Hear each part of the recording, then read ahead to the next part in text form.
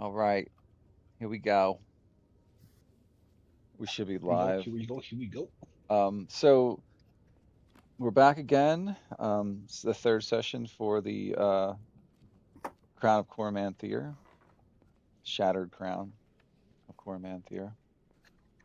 And last week we did, well, it was actually, what was it, Sunday night? So a few days ago, we explored more of the village. You guys continued to explore like the market area. You did a lot of shopping. Um, Body knock bought a few. He bought a dagger and at least some crossbow bolts. You guys interacted with a lot of the NPCs there and heard a lot of rumors, right? Like different rumors about the forest and like strange things happening on the forest paths and stuff that the merchants are talking about. Um, so like there's things going on that now you're becoming more acutely aware of. A few of you asked more questions about like your personal stake in this, like what your characters are interested in.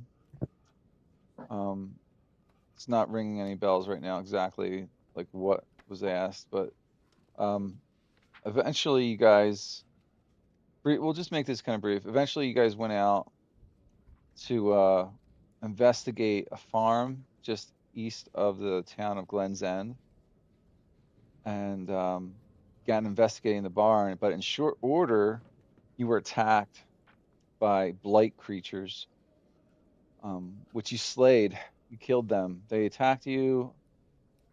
You were caught unawares by them, but you guys triumphed. You took some. Few of you took some hits. I believe Sensol Luminous was struck a few times with quills from one of the blights that shot these quills at him. But no one was permanently maimed or injured or died, which is good. But you investigated the corpses and discovered that they were not covered like normal blight creatures. There was something odd and glowing about them. There's like some kind of like disturbing essence, right? Like, um, yeah, there's like a whole thing that you got to figure out why you guys dubbed them as the super blights, right? You guys refer to them as super blights. So, um, and you went back to Elder Branimar Hale. You informed him of what you saw there, and he was deeply troubled by it. It kind of he's trying to prevent a panic in this town, right? Like he doesn't want people to start freaking out. Um, and he was expecting an arrival from one of the elves of the Elven Kingdom in Cormanthyr. He was expecting a messenger. He's not sure the name of the messenger, but um, he says sometimes it's different people. But that person's long overdue, and the areas that all these bad disturbances and occurrences have been occurring in are along the elven paths through the forest that this person, this scout, this messenger person will be traveling along. So he wants you guys to investigate those pathways for the town, and he's offered to reward you. Um, he didn't exactly give you like like a financial thing. He's just like, he's gonna give you something, whatever the town can afford to give you. So you guys, I guess I believe you agreed to do it. There was no debating it, right? Like at the end of the conversation, if I'm not mistaken, there was no disagreement amongst whether you guys should go there or not. Um, so that's your next objective. Clearly mapped out objective would be to investigate the Edgewood path further into the forest. That's what they call it. They call it the Edgewood path. Sort of, it doesn't go deep into the forest. It's like not in the heart of Cormanthyr or Cormanthor. Um, he just wants you to go there and look for signs of the scout. So the person should have been here by now. Okay, so those are your orders to do that. You don't have any other solid leads other than rumors at this point. You can continue to go around the town and do whatever you want, shop, or you can set out after you guys decide what to do about resting. Um, if you wish to rest, you can. You guys did level up, but some people have been interested in taking a long rest, if I'm not mistaken. I'm cool with a long rest too. Yeah. That's fine with me. So am I. With a long rest, I can create my 2 magic items that I'm going to live with for the rest of the campaign. Okay. All right. Did Back to anyone the inn we else? go. Did anyone else want to add anything to the recap that I forgot to mention? Specific Now details or you did the recap like I do, short and sweet with all the fucking beautiful bullet points. Yeah. okay. All right. I just wanted to make sure that there wasn't anything we glossed over that was important to you guys. So you're headed to the inn. Do you want me to just send you right to the inn? Sure. Yep. All right. Head to the inn. We can kind of, if you don't have any immediate business to like discuss with anyone here or ask additional questions of the people here, you can just go ahead and take your long rest. Do whatever you got to do. Hit that long rest button. Reset your stuff, whatever, or get your There's a character long set rest up. button. I think so. Yeah. Top of your character sheet, top right. Mhm. Oh, It so shows. See, like in her case, it shows like what she gets back. She didn't heal any hit points because she didn't lose any. She recovered 0 resources and recovered all hit die. okay. All right. With that, I'm going to add repeating shot, the hand crossbow, and the +1 shield to my character sheet. Just Okay. so you're in the loop. Sure. What's the repeating shot do? It's a +1 magic weapon, except there's no reload and it has magical ammo, so there's always ammo in it. Oh, so you didn't even really need to buy bolts. Yep. Is this a Realize that separate? after. This is actually a separate item than the crossbow you Yeah. had already. Yeah. Okay. All right.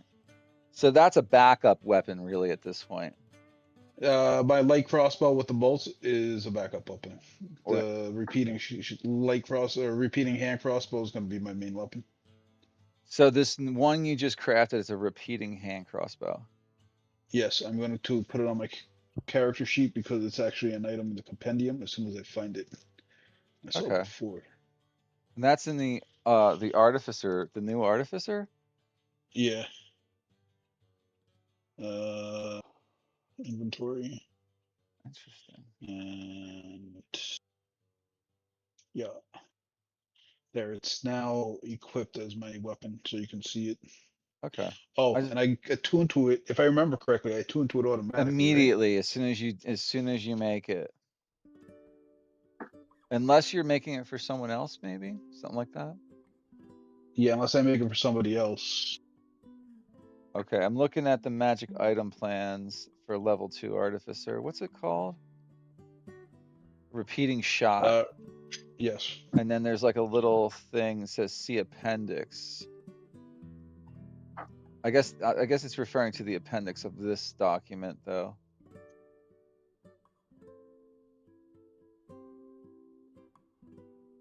How do I tune something in this? Oh, there it is. Yeah, I think there's a button for there or like a toggle There or is. something. Yeah, I found it. Where It is attuned. I guess that's in a different document. And with that, my AC just went from 14 to 17. Beautiful. 14 to 17. Hey, Oh, because you I wanna weren't get- even wearing a shield. Nope. Yes. I would like to add a note real quick. If you guys subtracted any of your rations for the rest, just don't, because I gave you all good berries before the end of last session. Well, if you stay at the inn, you don't need to use rations. That also makes sense. That's if you want to stay at the inn, which you are. So actually, that'll be 1 gold for everybody, each person. Did we end up splitting all that gold? Yeah, I believe Like, you did you guys guys? did. We all split it. Yes, we did. Yeah, you said you were going to. You don't All right, have to that's split fine. gold. You can keep a party inventory if you wish. Oh, that was one No, thing. Go ahead. no. I think we're all cool with individualized loot, and I was gonna give my share away, but honestly, I'll just take the 15 gold or whatever. Yeah, yeah. Like at least in the beginning of the game, you might want to divvy it up, and then as you guys become rich adventurers, you can pool it together into like a trust fund for the whole team or whatever. I'm looking for like something I made here, but We were given the charm of safe travels, and yes, that was who gave that to you? Brandon Mar Hale. Lamar That's down. right. He gave us the charm of safe travels. It gives you +1 at one saving throw once per day. I don't think anyone's claimed that. I think either our weakest or our strongest should take it. So like either Sensol or maybe Body Knock should probably take that. That's just give my it 2 this- cents. Give it the sense all because my saving throws are actually decent except for strength. Yeah, I only say that so that it's like, nice little Hail Mary for whoever has it. 15 gold, 15 gold pieces plus for everybody. Oh, party quest tracker, that's cute. Yeah, I made that just now so that you guys can. All I see is a book. I don't see actual quests. You have to. It's for you guys to fill in. It's your book. I'm not Alright, doing your quest tracking. I refuse have to do paid that. I have paid my 1 gold for the inn. Does anyone Me need too. a tutorial on how you edit this kind of stuff on Roll20? Because it shouldn't be that hard. But Well, the party quest tracker? Yeah, I don't Yeah. have access to it. I just see a little picture. so I'm Yeah, I don't gonna have give access you. to edit it. Yeah, I'm gonna change that. So it can be edited by everybody. So there should be an edit button. Edit right there. So you hit that, and Description then and notes. you Okay. scroll down description and notes, and there's like all these formatting tools in there that you can use. You can paste it from an outside document if you want to like keep your own notes on the side, and everybody can add to it. I highly, highly recommend you use it instead of having everybody having separate notes. And that what you should do is at the start of the session or before I actually start, like everybody can come in and look at it and read what the last quest was you guys were working on, in case it's been like a week or two since we play. Other times what I've encouraged the groups to do is that someone in the group who's really good at taking notes be the quest updater tracker guy, and then someone be like the person in charge of finances and keeping track of all the group loot.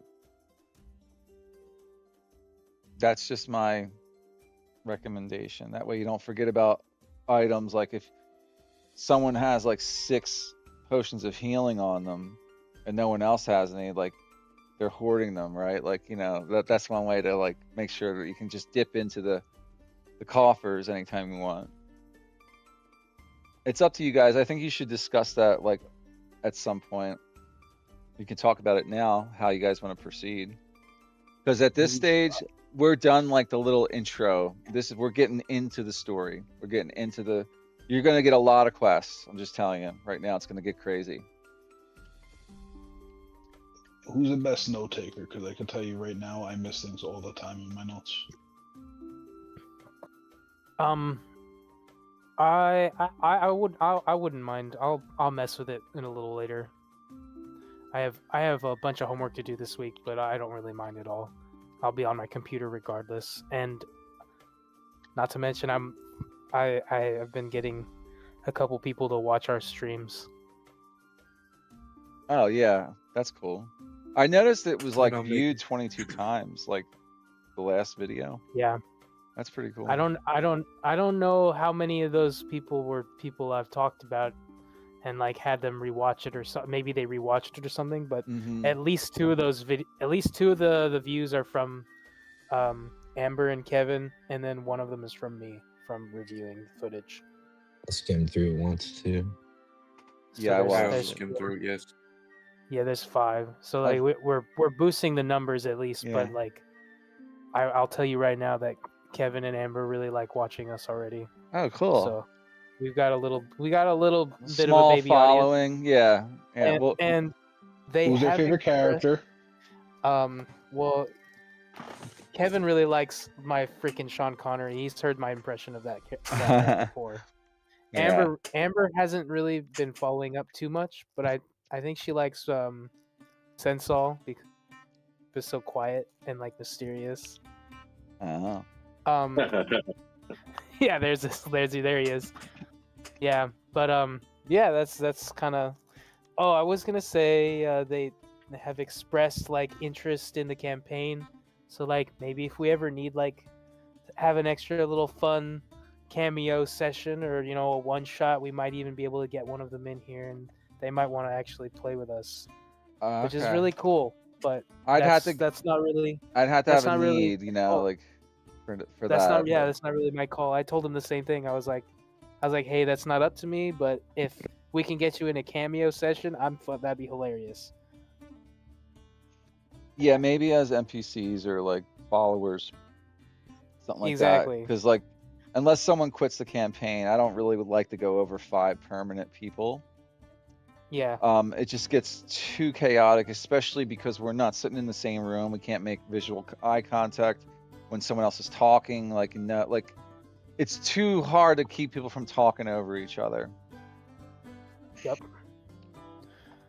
Which has always been weird, because then sometimes I'm like, no one's talking at all. Someone needs to say something. And I'm like, everybody's got to say something here. Like, and you guys are all like, I can't tell if you're thinking or if you're just Or like everybody not interested. I can't tell if you guys are hating what's going on. Like, that's why I get a little like, Maybe one day we'll use cameras. I think the bandwidth would be a problem though for some of us, but we can get professional one day. I'm muted most of the time because my daughter will be screaming, but well, I appreciate always, that. I appreciate. I go to say, oh, no problem, man. I go to say something, and then I'm like, oh, damn, everyone ignored that, and I'm muted. Always fucking. I do that all the time. Yeah, you'll get better at it the more we play, right? Oh yeah, Yeah. for sure. So I met both. Oh.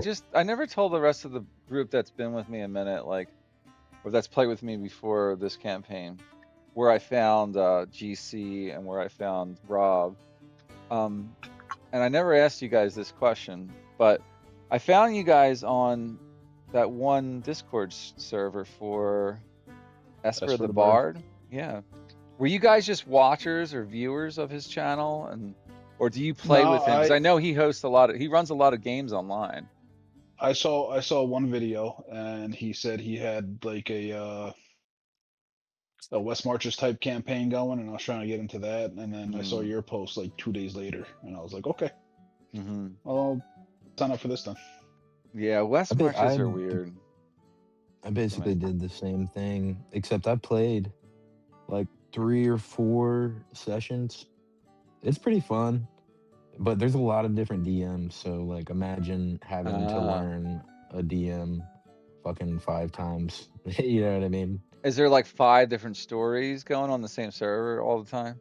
Dude, there's like fucking 10. And then each DM has like a region. So you have to like read the it's actually really cool the way it's set up, but you got to read the regional document and the DM specific rules, keeping in mind Esper's rules for the channel, and like, oh my god, it's kind of a lot. So see, I just like I can't handle shit like that. That's too much for me. It's too corporate. Like, it's too much. I can't do it.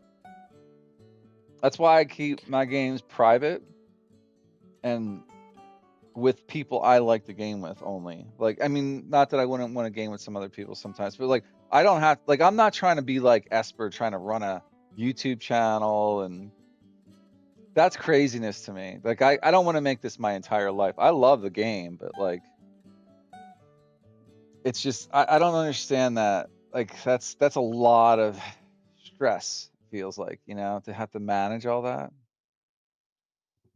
Well, it's probably Yeah, his I mean, full-time job. He probably makes bank from it. oh, for He's sure. he's doing something with it.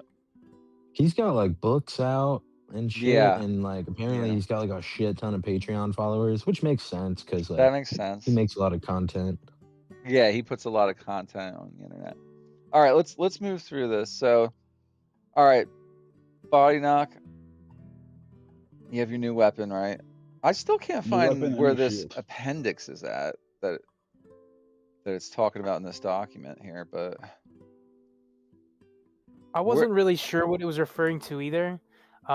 As far as I can tell, it's like it's referring to the infusions page, I think. within the same artificer document. Yeah.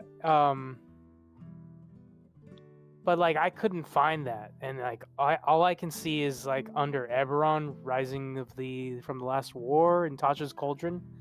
Both of those have artificer infusions, and it says repeating shot, and it just has the same entry like verbatim. So as far Yeah. as I can tell, like I don't know if it's for sure, but it seems like he creates the infusion and then puts it on a crossbow.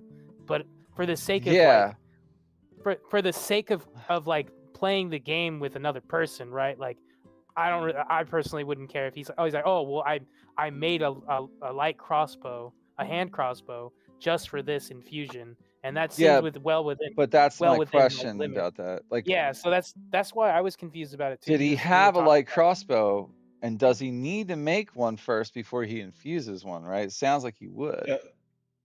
See, I don't know. I thought I read it as a +1 weapon, It Yeah, and but probably infusion is a becomes +1. that, but yes, No, it's not but but very there's no clear. Is stat what I'm block. saying.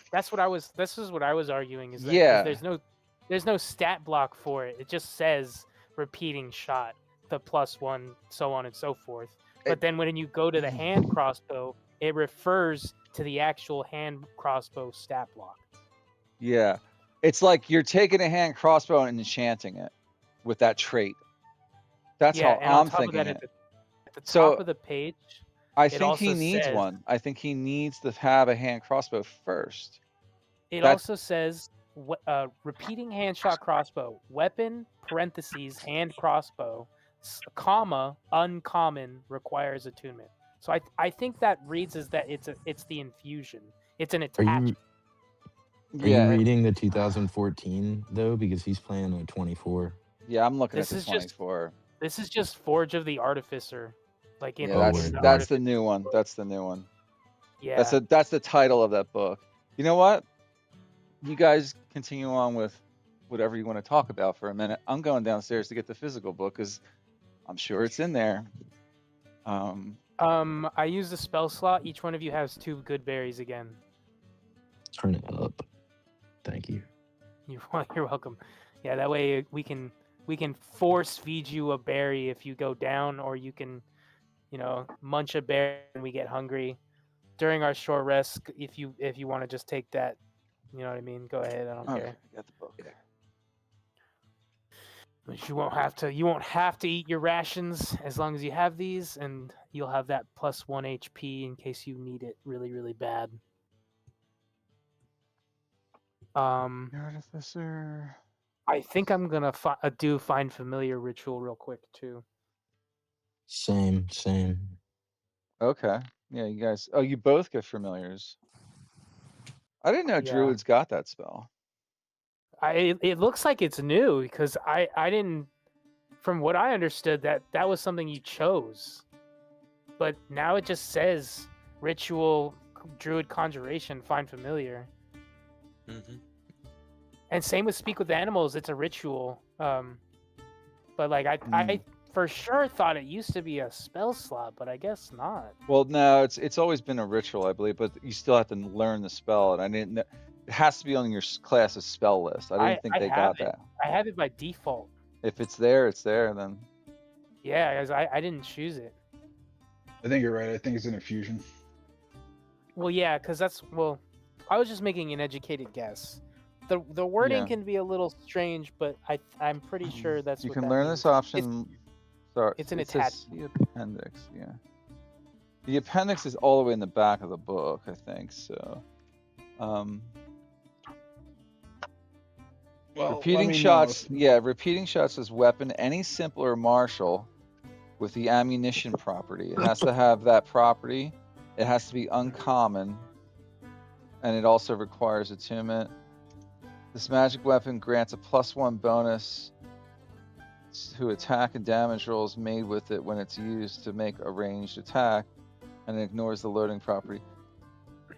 I think, yeah, you the way I'm gonna rule it, you need to acquire a hand crossbow if you're gonna enchant it with I that. don't have money for a hand crossbow right Then you now, can't. so Then you so can't do it. I'm How gonna much make it do a they- light crossbow. Okay, I which wouldn't Do you mind. have proficiency with wood carver's tools? How much is it? 75 gold points. It would cost all the money we earned last No, session. but I have a light crossbow, so I can just use the light crossbow and forego the shield for now. Well, I mean, I would. Maybe I'm just speaking for myself here, but I actually wouldn't mind pooling my. I will give you all my gold to contribute for your light crossbow, bro. Your hand Or crossbow. I don't mind. hold on, You can have 20 of my gold. Yeah, I got 25 I'll- gold or something like that. I will give you 20 gold too. I'll feel throw in like 20 gold as well. I have 50. 60. I have There's- 58 gold, so I there's don't need 60 every. already. I need what 18 gold to make this work. I will give you 6 gold. All right, I'll throw in 6 gold as well. Then I will Okay. throw in the last 4 gold. I just found.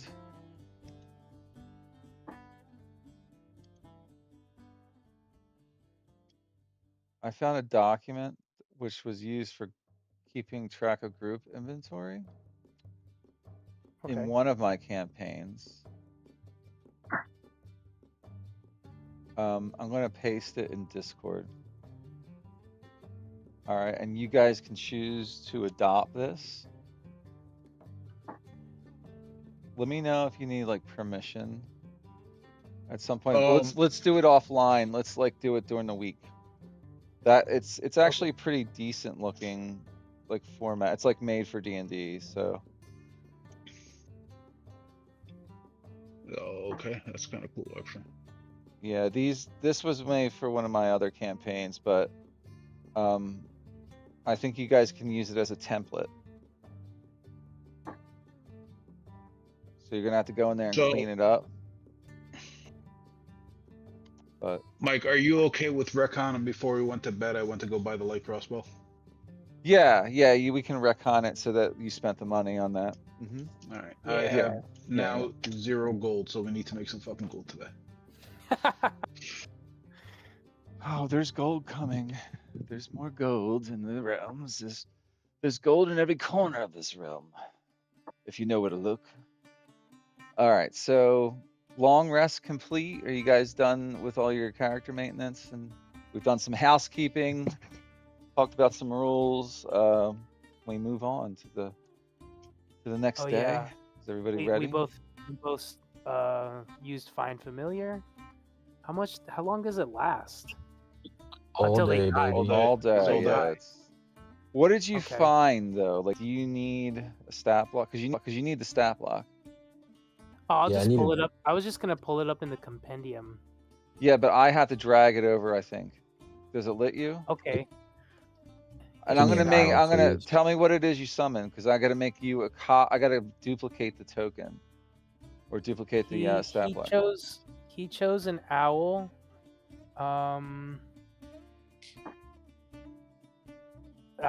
I'll take a spider. I think the owl I already saw in here. Let me. What I'm gonna do. It's just a regular owl, right? Yes. Is this the 2024? I mean, one? animal or not Yeah. animal companions. Familiars do have like their own rule set, but I thought you said you did your own thing for the stat block of the. That's what I'm doing right now. I'm making you one so that you can have it on hand. Do you understand what I'm Yes. doing? I'm just making a copy of the monster's stat block and then assigning it to you. It's just clerical.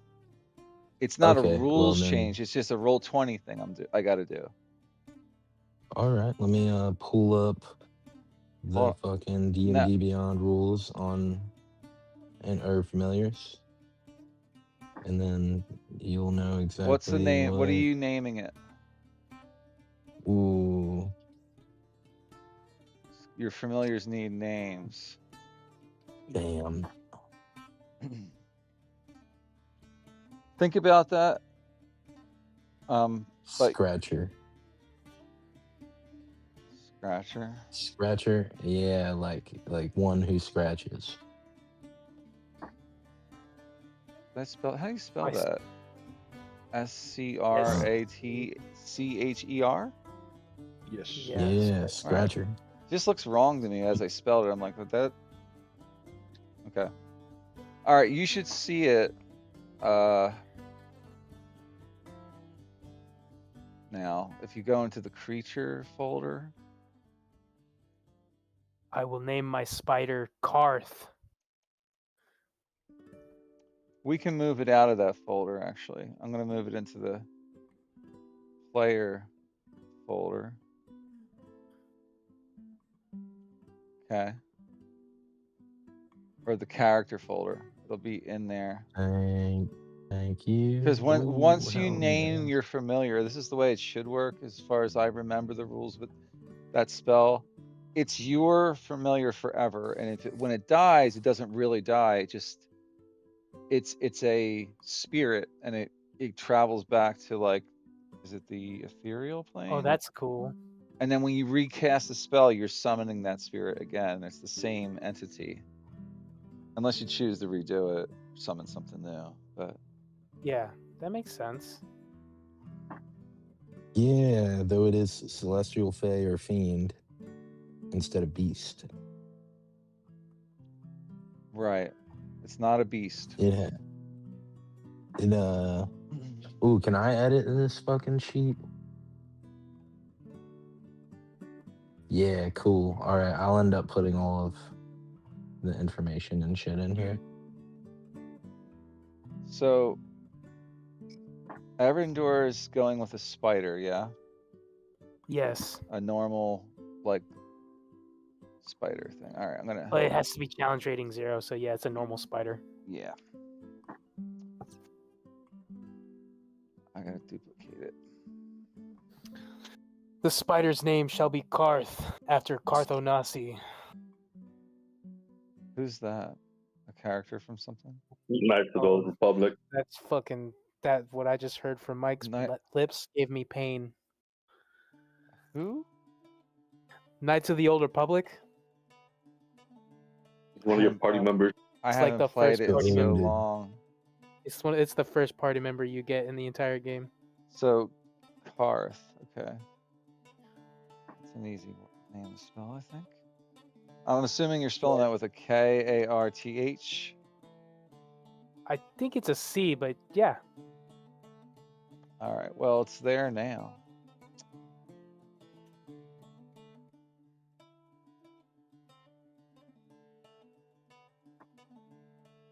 Yeah. Okay. Did I edit the Karth, I wrong see you. one? All right. Whatever. You got the original.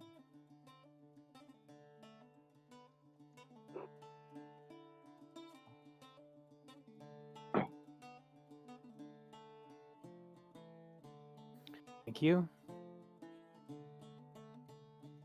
Oh, you renamed it.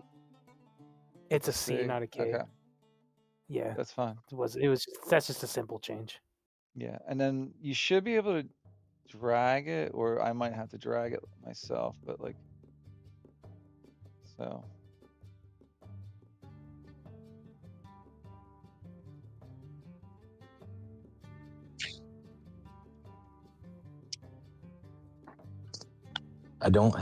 I dragged it out, but I don't think I have like permission to move it. It lets me move mine. You should. Did you grab the one that says Scratcher? Sure did. He's sitting there like No, diagonally. that's the owl one though. That's the wrong one. That's the original. So I made one called Scratcher. That's what I did. Oh, that's weird. Still don't have permission. I'll fix that. Hold on a minute. It's doing something weird. I've seen this Roll20 error before. All right.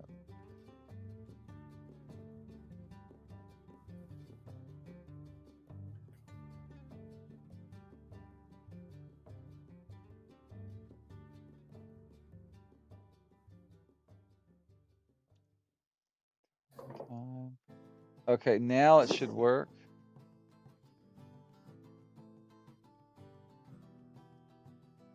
It's right Oh yeah. above RFL. So Yes, yeah, sir, and then thank you. as you're using it, like in the game, you'll have full control. Nice, thank you.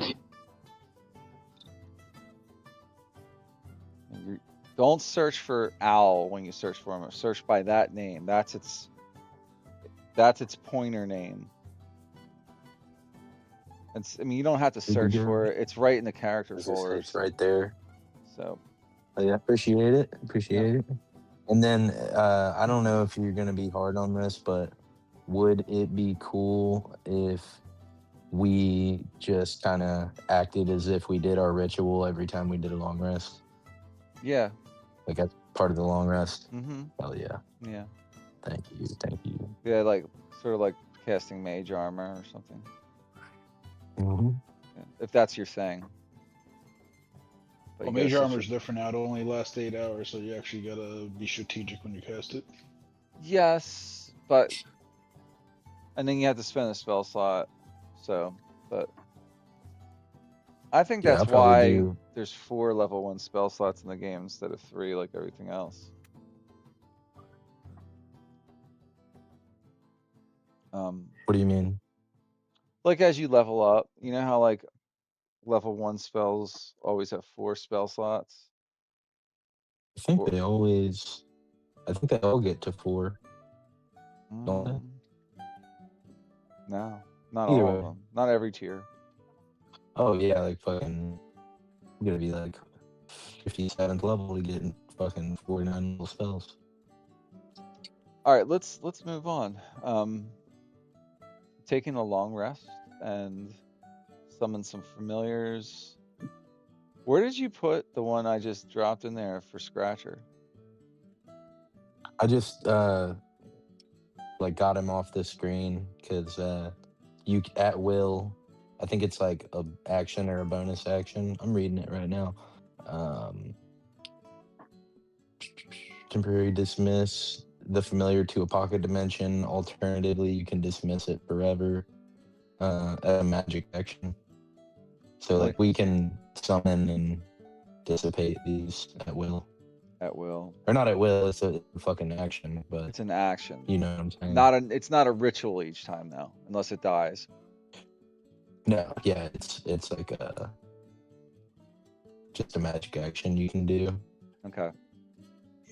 You know, like I think it was 3rd edition or something like that. If you summon a familiar and it died, like you permanently lost like 2 points of constitution or something like that. So it was basically they were useless anyway. Anyway. Yeah, I was going to say, this sounds awful. Yeah, it's pretty bad. It's a pretty harsh penalty to have a little bird flying around your shoulder that's just there for flavor, really. And scouting. It could take the help action. What's the spider get? Anything good? It can climb walls. Does it get a poison? Yeah, it does 1d4 poison. Yeah, it has 1d4 poison, yeah. But these are familiars, and I don't believe they're allowed to take the attack action still, correct? Well, it says bite melee attack roll action. Yeah, because it's based on a spider's stat block. But if you read the spell, it tells you that it can't.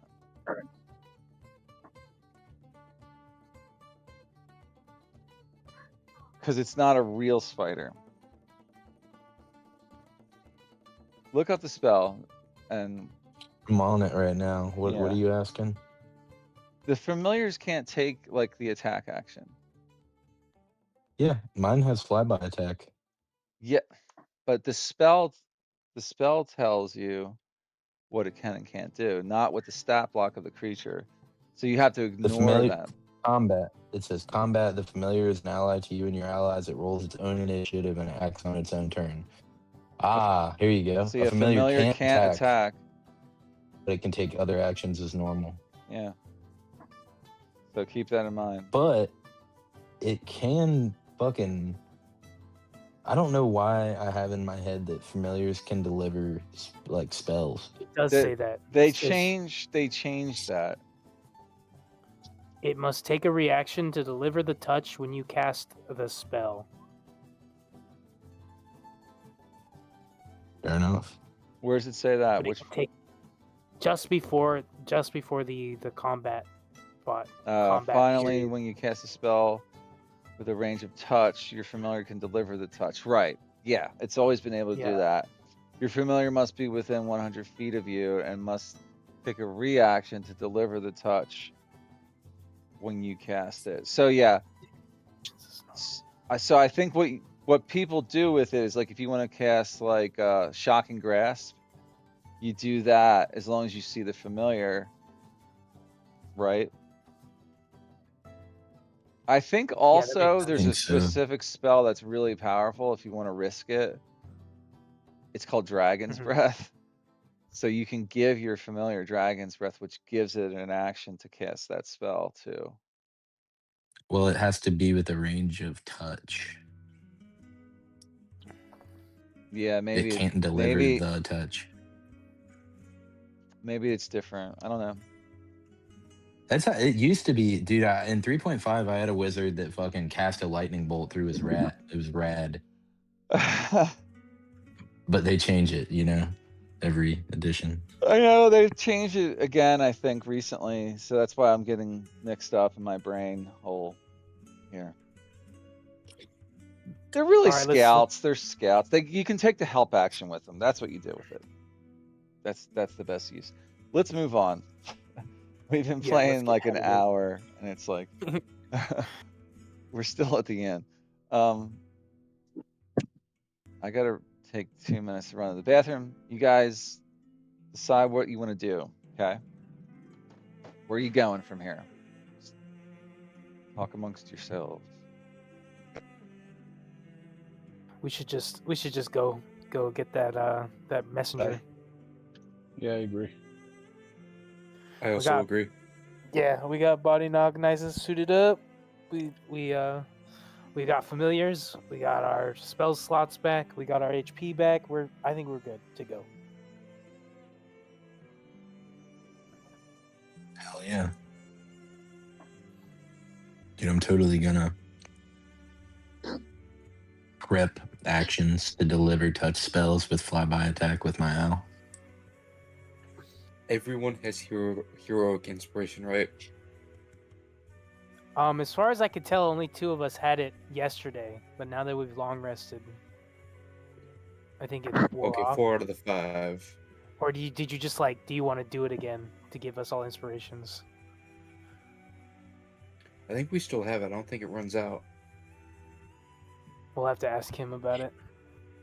Well, let's just look up it's called Musician. Yep.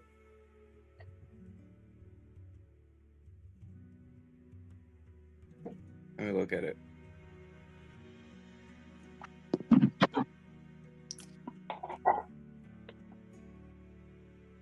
All right.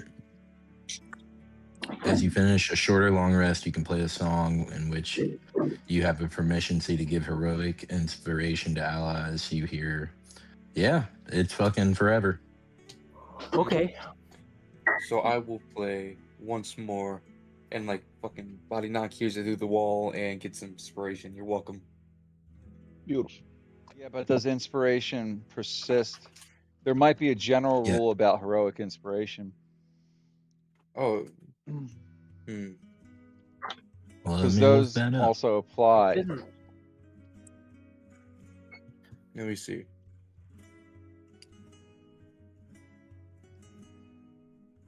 I'm looking at the general rule for heroic inspiration. If you, a player character, have heroic inspiration, you can expend it to reroll any die immediately after rolling it, and you must use the new roll.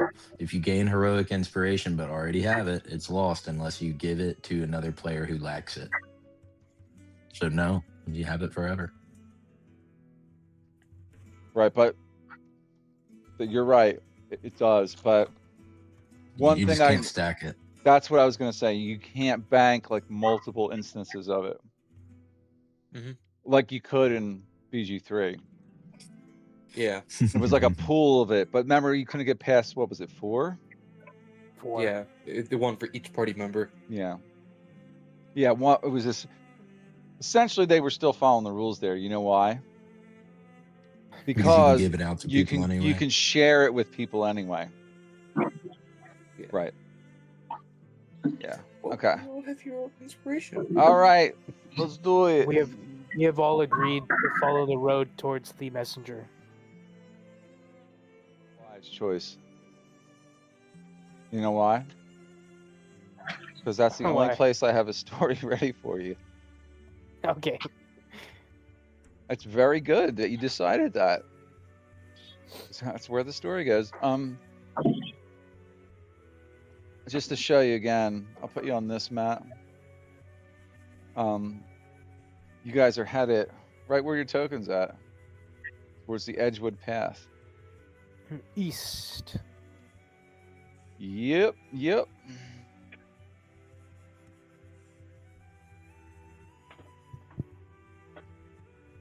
All right. You guys are ready, yeah? No other business here in town. Nope. Don't think so. Don't think so, at least. What time is it in the stream, Mike? Oh, I don't know. I was asking Oh, for no. Amber and Kevin. What time is it in the Yes. stream? Yeah, like how long's it been running? How long have we I'll been find- streaming? yeah. I don't think they're watching right this second, but they watched the replays. That's what I was saying. Kevin did watch live last time though. Ooh. Ooh. We have fans. I can't I believe think I have this. a way to chat. There's like an actual. I meant thing. to Oh, like put no. a timestamp in the YouTube video or like comment like actual game starts at an hour and 15 minutes. I don't want to get If that I'll- fancy. We're started already. We've I'll been find started the since link. I started it. Okay. All right, so you guys arrive here at the beginning of the Edgewood Path, okay? Let me I'm gonna set the scene for you here.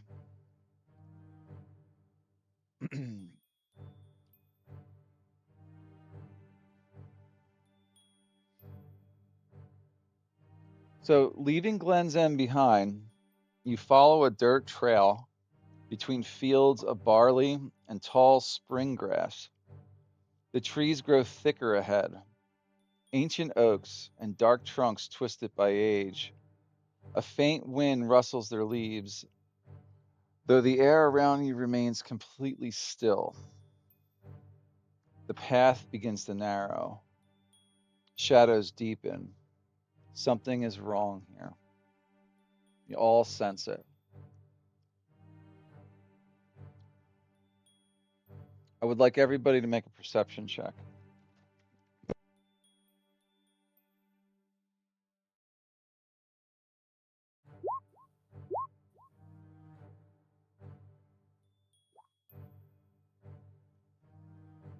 Okay.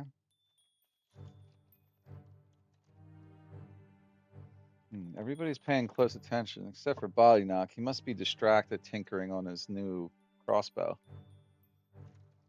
But Ooh. you essentially know, you hear a low humming which vibrates in the air right now. It's like very strange. There's like a humming sound and you all can hear it.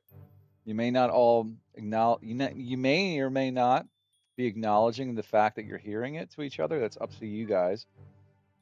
You also, you see these red moots of like kind of like energy floating in the air between the distant trees in the as you look into the deeper into the woods. Okay, these red little lights, like glowing. They almost look like particles in the air. It's the best way I can describe it to you. And the ground feels weird, freshly unsettled, as if the roots of all the plants and trees have shifted recently. And there's a scrap of a pale green cloth um, on a bush up ahead, as well as something's carved into one of these trees right here.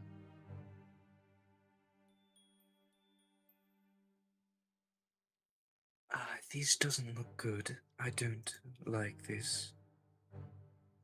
I'm gonna have Scratcher go forward and grab the green scrap of cloth off the bush with his talons. And I would like to spend a bonus action to let Karth explore ahead of us without moving and see through his eyes. All right, you're gonna cheat and have can your pet actually pick things up? His He can pick his my if probably he can. he's got talons. I mean, I don't see why Yeah, not.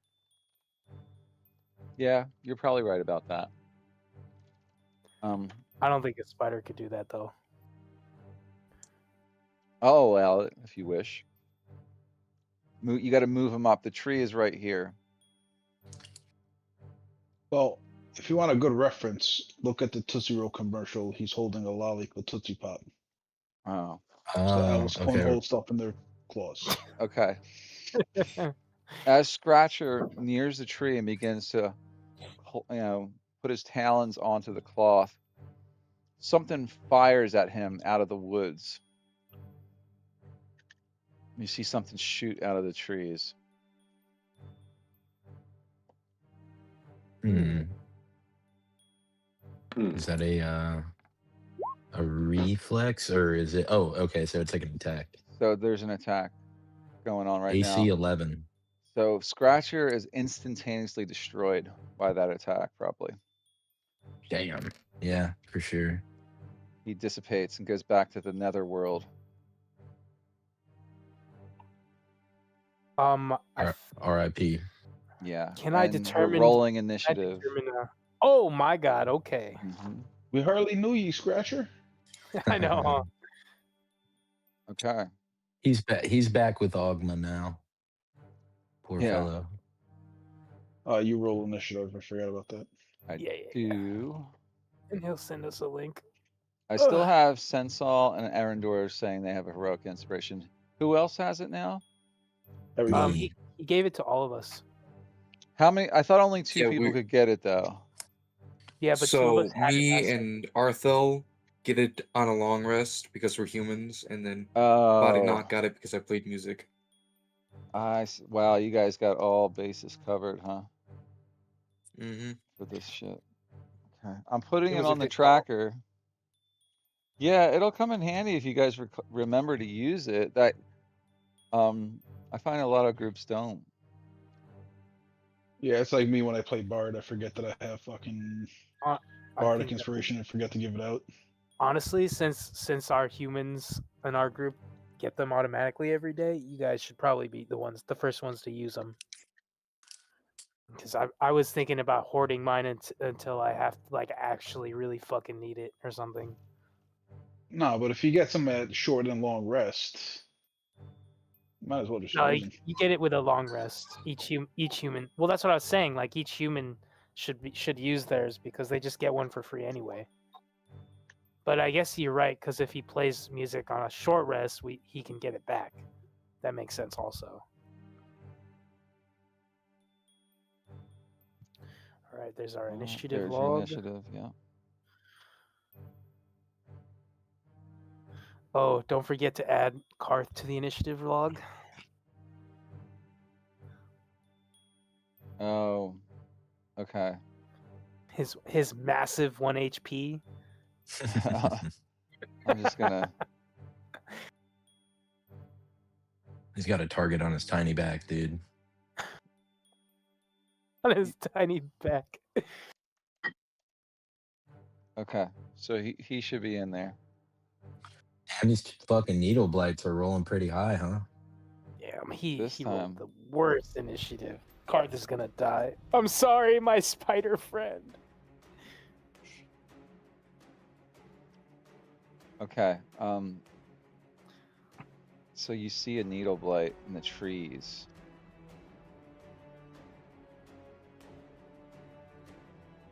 I should have hid the other two, the rest of them, but you don't know where they're at. You know there's more of them. You just don't know where they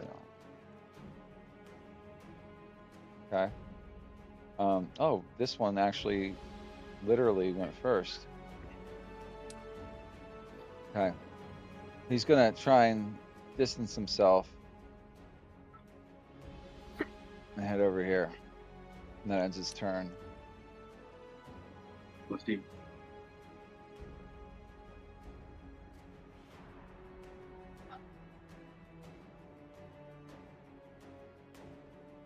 Like that.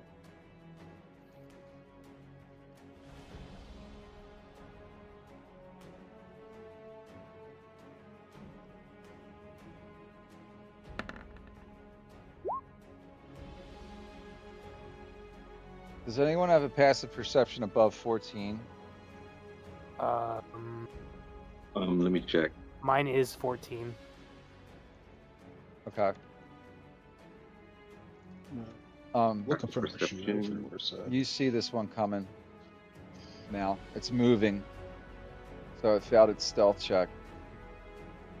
It's dashing Yeah, my up passive at perception 5, 16. 10. So it had to dash way up though. It takes its action to do that. And then it's Arthel's turn.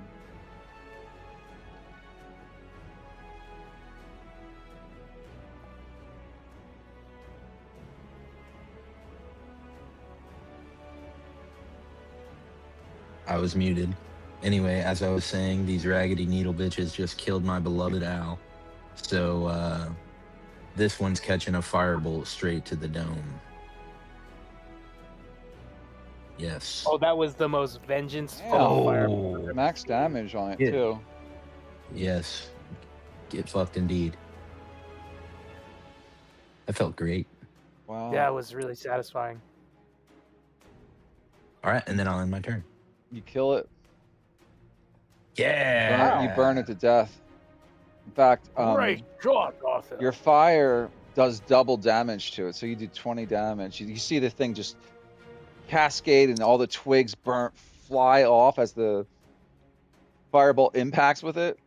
And like, as the twigs are breaking off of its body, you see the twigs catching fire and burning in midair until there's nothing but ash left for the most part. This guy, he almost incinerated him with just one firebolt. Fuck yeah, dude. I take a step forward and I say, back to the blight with you. And then now I'll end my turn. Fuck yeah. Say dude. it I like, the back to description. the blights with you. Like an old man. Body Dude, knock shots. I feel Body like knock an shots. old man. Body knock shots. What's get fucked mean? All right, Sensal Illuminous, you may act. Okay. I'm gonna move up here. Behind Car. And I'm gonna cast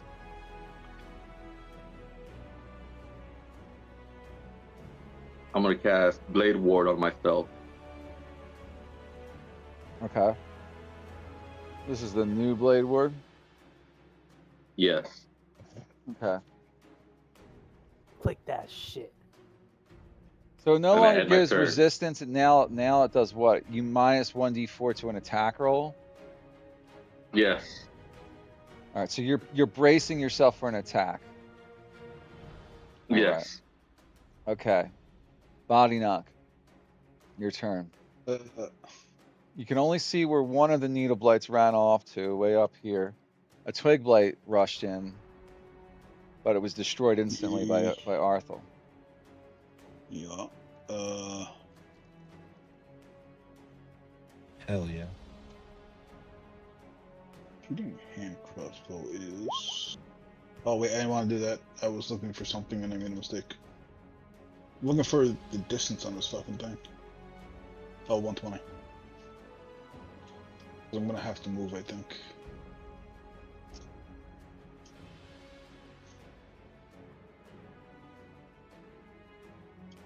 Okay.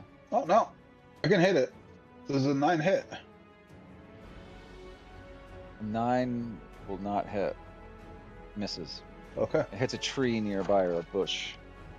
and that's all I got. All right, you take your action to fire and you missed. Yes. Erindor, your turn.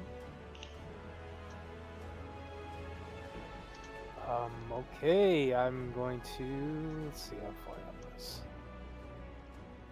That's 65. I'm going to kind of bank to the right a little bit and go up just slightly. I think that's like around here. I think I'll have enough. 60 feet, which is just far enough for a Starry Wisp cast. Now, he's got 3/4 cover. I should have told Bonnie knock that. There's a lot of bushes in between you and him right there. Okay. You're firing through thick foliage, and he's hiding in a bush. You can see him, but he's got a lot of cover. So it increases his armor class a little Correct. bit. So yeah, it's like all right. I'm plus still gonna go 4, for it anyway. or I think it's plus 4 or 5. Okay. Yeah, I'm gonna cast Starry Wisp Okay, with a 12. it's a miss. Yeah, Um, you hit one of the bushes like halfway between you and him. And then since that didn't work, I'll just cast Shillelagh, and I end my turn. Oh, I rolled for Well, damage. I didn't do that. You cast can you cast 2 spells? They're No. both cantrips. One's a cantrip, yeah. At least one's a cantrip. One's an action, one's a bonus action. Isn't Shillelagh like a cast as you attack kind of thing though? I thought it was a bonus action. Nope, it's just Imbued a with bonus nature's action power cast. for the duration. No, it's a buff. Yeah. My bad. And I that did lasts for click the 10 damage rounds. like an idiot, but there you go. And I end my turn. You end your turn. Okay. Penelope's turn. Let's see. I just measured and I already forgot. Alright, he's within range. I'm going to dash all that way up to here. And then I'm going to action surge. Mm-hmm. I'm gonna hit him. Okay, you're gonna attempt to hit him. I could probably hit. Roll, please. It's a 7. Dang. You missed, unfortunately. You know, I'm gonna stop talking. Do you want to use your inspiration? Fantastic today. Yeah, sure. Why not? I'll use inspiration. Why not? All right, reroll. It's not much better. Oh, man, sorry. You missed both times. Those trees and twigs are getting in the way. He's doing a good job hiding behind a bunch of branches there. The bush. All right. It's like you're That's chopping all I at the got. bush over and over. We've got Well, bush. if I don't make it as, So not the bush. don't you make it want as an to be adventurer, I chopping can at. certainly make it as a lumberjack. Yes. All right. Penelope, something fires at you from behind, just to the side. Some Lumberjacky. needles. Another one's there, hiding. Just next to Okay. that one. Oh, there's 2 here. Oh no, I have got. Yeah, that one was Myself in hiding in the trouble. bushes, and he keeps moving behind trees, and actually he's gonna go like over here, but he missed his attack against you. It must have hit like your armor and didn't penetrate. Okay. All right. Amazing.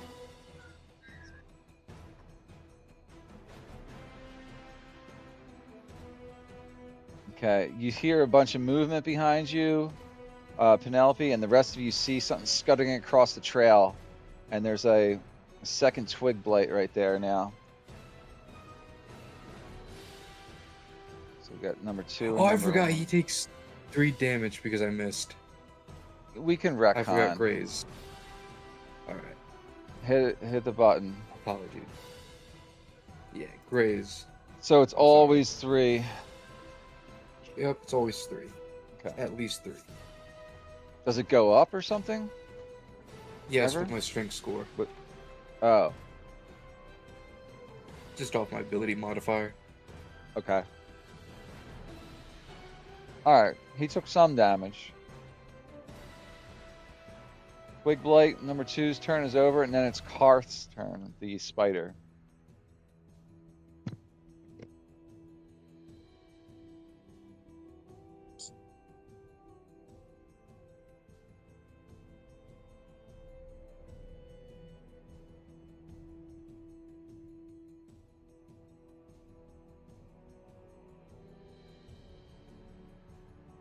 I'm sorry, did you guys hear me? I must have had my mic up. No, we heard you. Oh. You're thinking about what Karth's gonna do. You can just have him stay back, or... No. I'm pretty sure Karth can take the dash action. I was just making sure. Yeah, he can. Yeah, anything but attack, the attack action. And that's 40 feet in total, which is about there. Karth goes and bravely steps between the blight and Penelope and ends Boy, its boy. turn. Okay. Needle Blight 1. It's cornered. I'm gonna eat that hit for you, Penelope. Thank you, much appreciated. The poor spider, though. It attempts to claw at Penelope and misses. Alright, it's Arthel's turn. All right, so Arthel is going to take 5 feet back here, run this 20 feet, and then kind of get into a little bit of a crouch position here behind these boulders right here. Yep. And then he's going to, it worked so well last time, send out another firebolt to this motherfucker right here. That's a twig blight, isn't it? Yeah, that's a Twig Blight. Yeah, the twig blight is getting it, and I should have full line of sight of him. I would if I'm say not so. mistaken. Yeah, he's not getting any cover that right there. Ooh, well, he's not getting any damage to him either. Oh, an 8. Unless I heroic inspiration. Let's go. Let's go. 8 damage on his face. The needly barbs. Damn. All right. And then Well, I'll end my turn. MVP Arthel. that takes him out. Jeez. You guys are blowing Hell your yeah. inspiration wads very early. I'm very thankful that you are doing this so that my big bad boss can kick your ass later. All right, is that your turn, Arthel? I'll look over at Arendor and say, "You're the real MVP," and then I'll end my turn. Okay. Let's go with Sensel then. Sensel's up.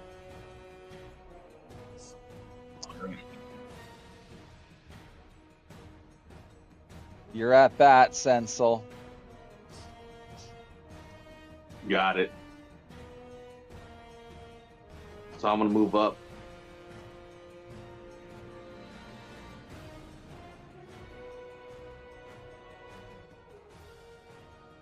Thank you for turning that down just a little bit. That was Yeah, it was just over that cusp. Yeah, it was just a little, just Mhm. barely. This track is particularly loud, so when I build these playlists, I try and always set them at like a quarter of the maximum volume that the slider allows. But some of them are like the dB of the track is higher because of all the instrumentation. Anyways, let's roll. I'm gonna target number 1 with Toll the Dead. Wisdom save of 14. All right. Hey, isn't his DC higher than that since his wisdom stat is pretty high? No. That, that's probably really good at level 1 or 2. A 14 DC? That's incredibly high for that level. Normally, Oh, most people start with a 12 or 13. My DC's higher than that. It's a 16. That's got to be wrong. What's your stat?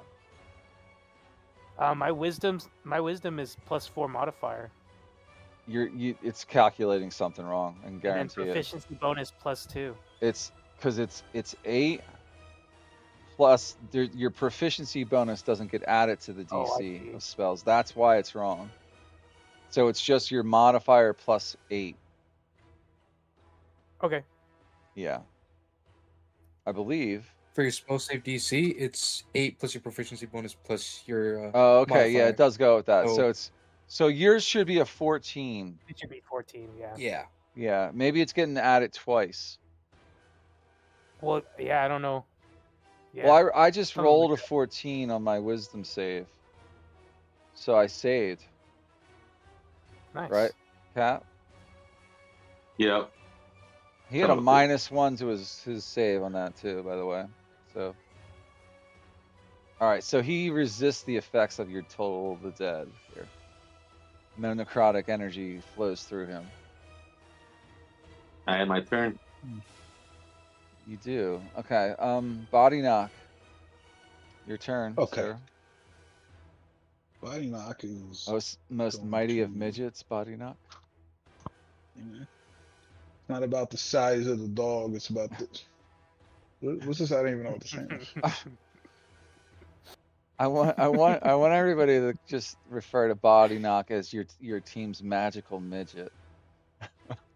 No. The size of the dog. It's magical midget, double M. Yeah. I watched a D&D live stream years and years ago where someone was trying to explain to like a new player what he was playing. He was playing a halfling that was like a sorcerer. He's like, you're basically a hobbit, but you can cast spells and you can do magic. So you're like a magical midget. He's like, all right, I'm a magical midget. That's what he was so excited. I can't see this guy over here, can I? You see him, but he's got a lot of cover. He's got 3/4 cover. You know what? Screw it. He hasn't taken the high. What that means is you know where he's standing. You just you can't see him very well. Like I'm gonna try to hit him anyway. You may choose to do so. Oh, it's a high roll there. So that actually just hits. Nice. He's got 3/4 cover. And, yeah. All right, so roll damage. 6. Okay, that's piercing damage. Mm-hmm. I believe he takes full damage from that. Yeah, you see the bolt. Is that the magic one with the repeating shot? Or well, how come it's not letting you fire more than once? What does it repeating do? means it's just automatic. It's automatic reload. Yeah, it doesn't need to be reloaded. So that only really benefits you when you get multiple attacks. When you get extra attacks. And it's a +1 weapon. Yeah, it's a +1. It has magic, and it has magic ammo, so I don't need to buy ammo ever again. Okay. Yeah, there's some benefit there. Returning? Yeah. Is it returning? Because doesn't repeating mean like you don't? Nah, I don't think so.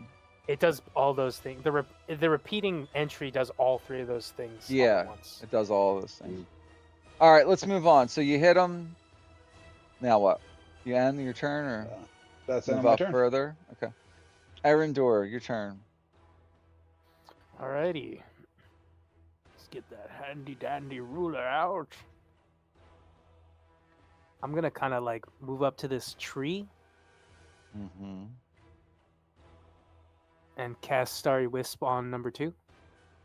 He's still got 3/4 cover where he's at. Let's say because you're firing right through this giant bush. Doesn't Oh, matter. I it rolled it. doesn't matter. Yeah, 23 hits without a doubt. Roll damage. 5 radiant. Radiant damage. Okay, he does not cease to exist yet, but it does a good amount of damage. Teamwork makes the dream work. What was that? Biden Nexus. Teamwork makes the dream work. Do you want to continue your turn, Arendor? I end my turn. You end your turn. Penelope, your turn. Alright, in classic Penelope fashion, she's gonna raise her sword high, scream death to nature, and bring down on number 1. Uh-oh. And You hope I hear can that? hit. How dare you. What kill that thing? That'll hit for sure. 10 10 damage. slashing damage. Cut like Nice. a huge amount of the bark and vines off of this needle blight. Chopping him down to like barely anything. Alright, But he does not cease. perfect. But he is still alive. Good to know. That is the end of my turn. Alright. Needle Blight 2 fires its needles at Penelope with a 14 to hit, which misses. Yeah, it misses big time. Twig Blight's dead. It's Karth's turn. Karth the Spider-Man. Karth is just gonna kind of like reposition behind Needle Blight number 1 and end its turn. I shouldn't have done that. I know what I should have done. I'll do it next time. Alright, but his turn's over. Yep. Alright, Needle Blight 1 will claw attack Karth because he sees him rushing over. 21 to hit. Oh my god! It vaporizes him. Yeah. 7 that he claws right into him and cuts his little spider sack open, and his little spider guts like go everywhere. You bastard! He killed our familiars. I hate those Hey, things. you know what? I really knew it, do. dude. I knew it. They suck. Better the familiars take the damage than us, am I right, fellas? Well, some creatures know to strike weaker enemies instinctively, so that they're gonna target them. All right, it's dead, but now it's Arthel's turn. All right, Arthel is gonna 25 up to here, 5 behind the bush for hopefully some cover, and I assume he at least has like half cover over this bush. I'd say depending on how tall he is. 3/4 from where he's at there. All right. Yeah. Well, that won't save him from my fucking firebolt. It might save him Nice. from my actually firebolt. does save him. So Right. Well, Wow. a firebolt just comes screaming through the branches, and Arthel rats, and then fucking yeah. end his turn. Okay. Because your kill streak ended, double kill. Yeah, it was bonus. Sensal, But it's your like, I'll turn. save some for the rest of you. Is Sensal still with us? Yes. All right. So I'm gonna move over.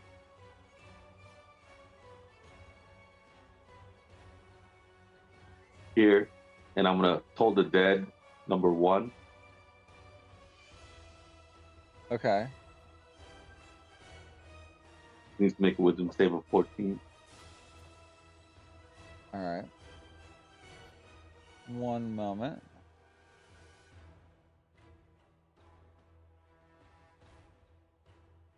Surely you won't roll another 14. This is number 1, right? Yeah. It's the same number. So yeah, he fails. How much damage did you roll? All right. Did you already roll it? Okay, 9. No, not yet. I just rolled Yeah, it. he's infused with necrotic energy, and like his veins of like viney, sinewy parts just evaporate from the inside out, and he dissipates. He ceases to exist. You see a little puff Nice. of like green gas vapor, like off gas on his body as you're told the dead murders him.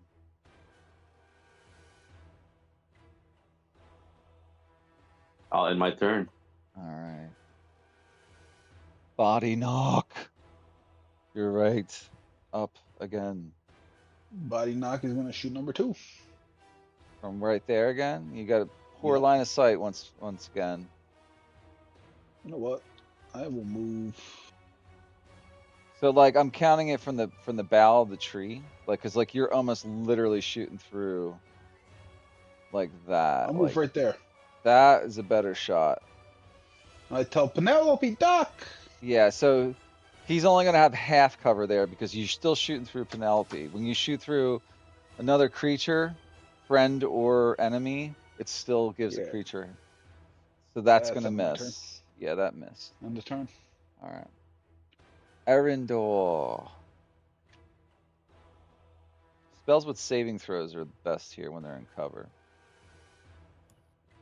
Alrighty, I'm going to target number 2 with another Starry Wisp. With a Alright. 20 to hit. Ooh. That hit. Yeah. Made the beat a 17. I rolled 8 radiant damage. It's number 2. Yeah, your radiant energy like fires through the bush and continues on straight towards it, and you done killed him. The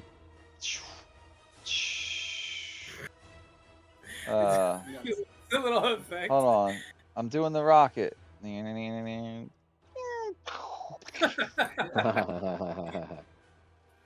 Well, that's holy. I should have done it this color actually. Nice. Sound effects. I had a sound effects board. Those things are a pain in the ass when they're in Roll20, and I can never find one that functions right. It's a shame we don't know how to set it up in Discord, because I know Discord's got sound effects, but like, it's limited. I wish there was a way to add to it or something. All right. Anyways, Penelope, it's your turn.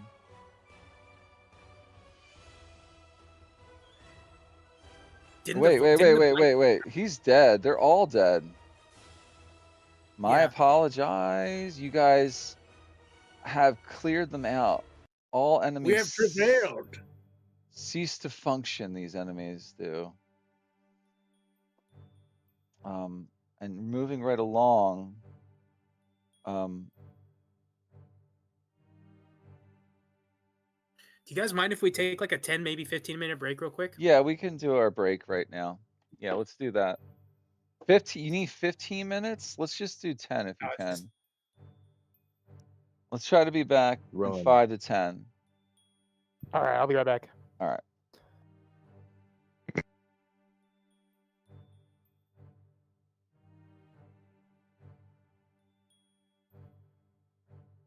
Don't forget, guys, we gotta look at this green piece of cloth and then the inscribed thing on the tree.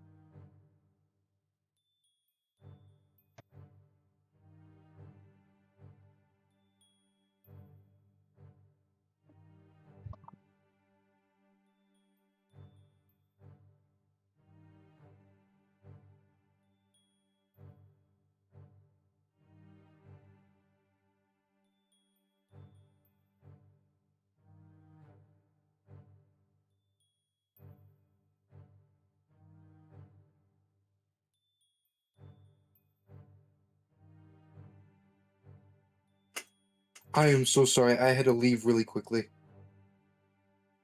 We're on a break for another like 6 or 7 minutes. Okay, all right. Whew. My dog got out because he saw a coyote. And, well, the coyote is no more. But he probably What angered fucking dog do you have? Jeez. a mastiff. Oh, that'll do it. Yeah, coyotes attacked him as a puppy, and he's hated them ever since. He has killed Wait. I don't know how many. Your dog just killed a fucking coyote? Like now? Yes. That's pretty fucking metal, dude. Fucking badass, actually. Yeah. I'm surprised he can do it anymore because he's 10 years old. I'm weak as fuck that you were casually like, hey, I need 10 or 15 minutes. Is that okay? And then waited for a response. That Okay. was good. I'm sorry. No, you're fine. Did you know your dog was going to be fine that much? You were just like, yeah. I didn't. Because I thought he was going after like 3 or 4 again. Again? He's gone after more than once multiple times? Yes, he's killed several at a time. Damn. I tell you what, this dog has a hatred for coyotes, and he does not let anything stop him. The Rangers He still has have made this, favorite enemy?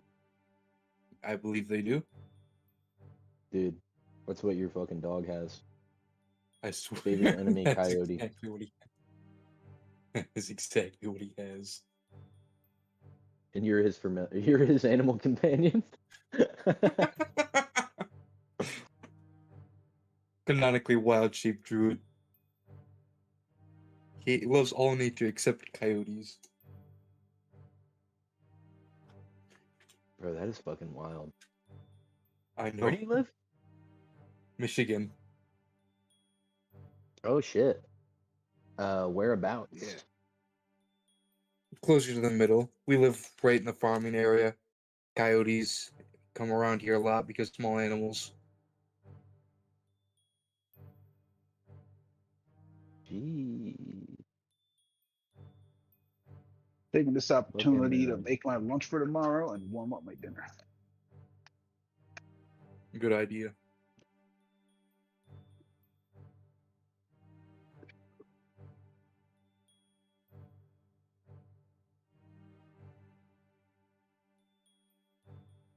bro, you live by fucking Billy Strings. I think so, yeah. He's from Lansing, if you know where that is. Oh. Yes, I know what that is. That's the capital of our state. Oh shit, fair enough.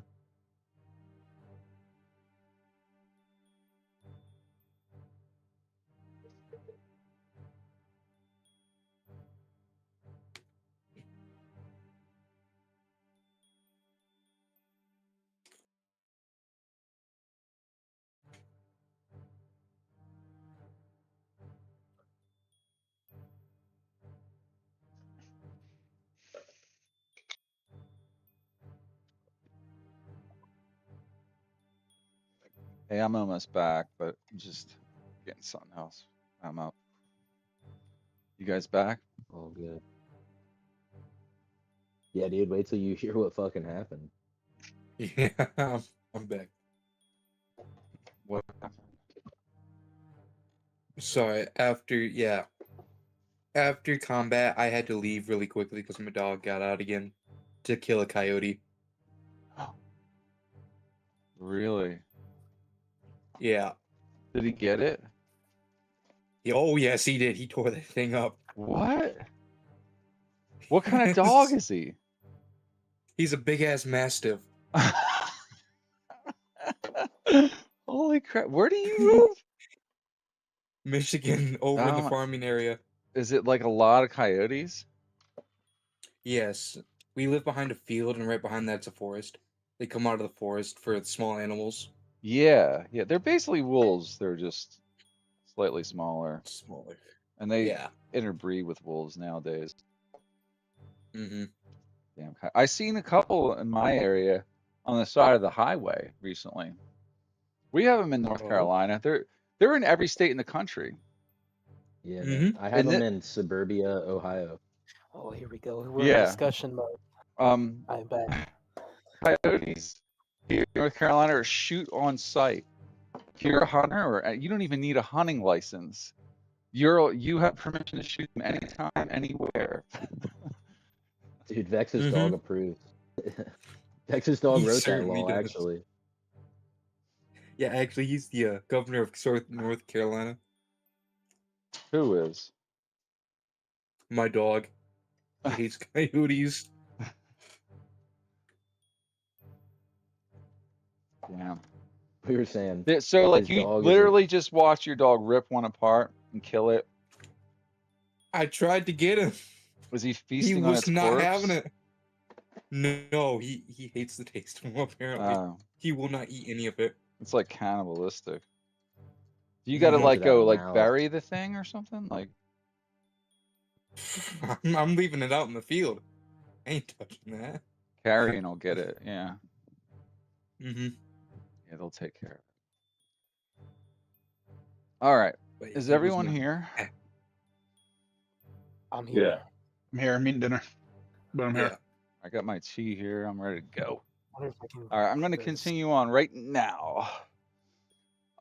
So the blights are wiped out. These look a little different than the ones you fought in the field. If you had to take a guess, this is just a collective guess as looking at them. These ones don't seem corrupted like the other ones did. They don't seem like super blights as you've been calling them. They bear some of the hallmarks of corruption, but nothing compared to the ones you found in the field that day. These are like normal blights that you just killed. They're a little weaker too. They don't seem as tough and durable. Your attacks seem to do more damage each time. Okay. Mm-hmm. So let's see here.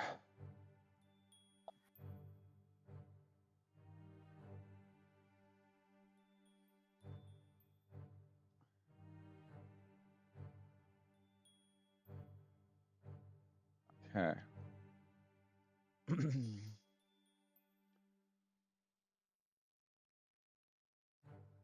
You hear that?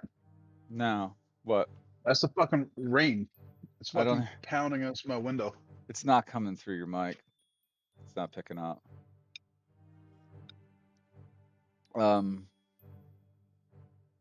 So there's this symbol right here on the tree, and there was a piece of cloth caught on it.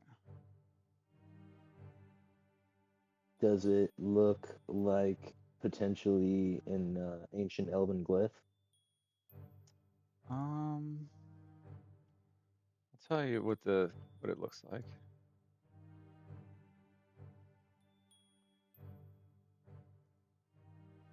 Ooh.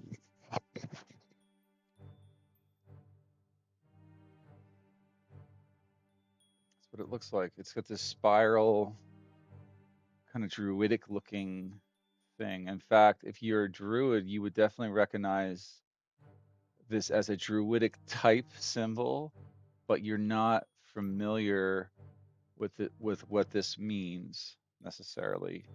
But you've seen the druids. This is part of druid craft, and druidism and druidic. It's from that language base, but you don't know what this one means, Arendor, since you're the druid. You've never seen it before. But I'd like you to actually no history check. You've heard, Arendor, you've actually heard from the druids of the circle that you're a part of here in Cormanthyr, in parts of Cormanthyr, that there are strange druidic symbols appearing randomly throughout the forest. You're now remembering stories you've heard recently, rumors of scouts coming back with information about strange new symbols that people are finding in the trees, and then strange things happening in the woods. Evil, and we must eradicate it at once. I was unable to hear you guys for a moment. Once.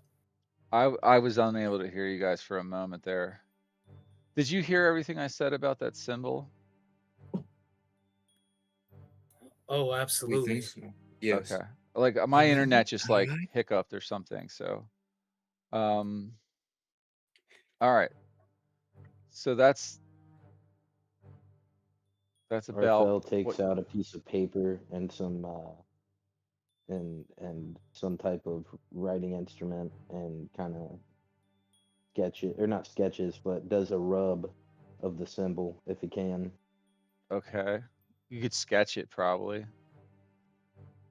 All right, I'll do that roughly. All right.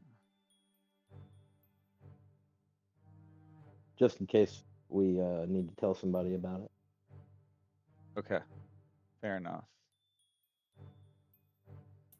Do you think there's more in these woods? We are heading into a gold mine of enemies. In case you are wishing for blood. Fair enough. Fair enough. I see. Do any of you recognize where this what kind of material this is, or where it may be from? This green cloth. It's green. Yeah, it's a piece of green cloth torn off. Can I do some? I'm looking at my sheet. Hold on.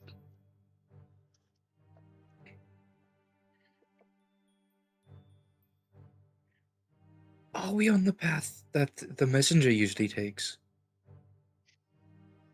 Supposedly Mm. you are. I mean, you think I you are. believe we're going the right way, and we need to be cautious. Yes, perhaps these beasts took the messenger.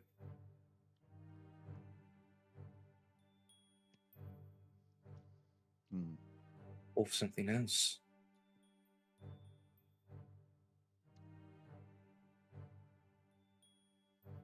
I wish to move on, be rid of these vile invaders. Should we burn this tree? No.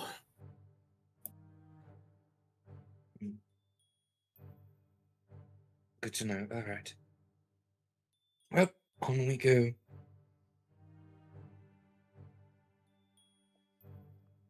Okay, so there's also some strange tracks further on down here.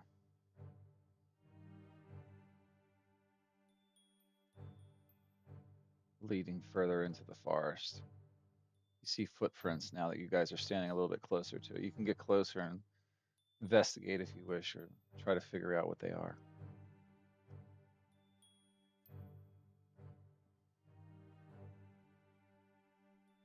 Where are they? On which side? On Like this side? the north end of the path, Oh, okay. like towards the edge of the map here. Got it. I suppose I'll go up and look at it. See what see. You see a deep indent on the ground next to some of the footprints. They're humanoid, you think. Make a survival check. Oh, please, dice, don't fail me now. Anyone can You said help nature you or make the check for you instead. Survival, I said. survival. Okay. Hey, Runebach, come take a look at these. Arendor is just using his knowledge of survival. All right, so Arendor actually, as you're standing there gawking at a Penelope, trying to figure out what you're looking at, Arendor pieces it together quickly and says, "Oh, this looks like, this was made by a staff here, or some other kind of branch-like limb that was pressed hard into the ground. So someone was running along this path and was using a staff or a walking stick to press into the ground here."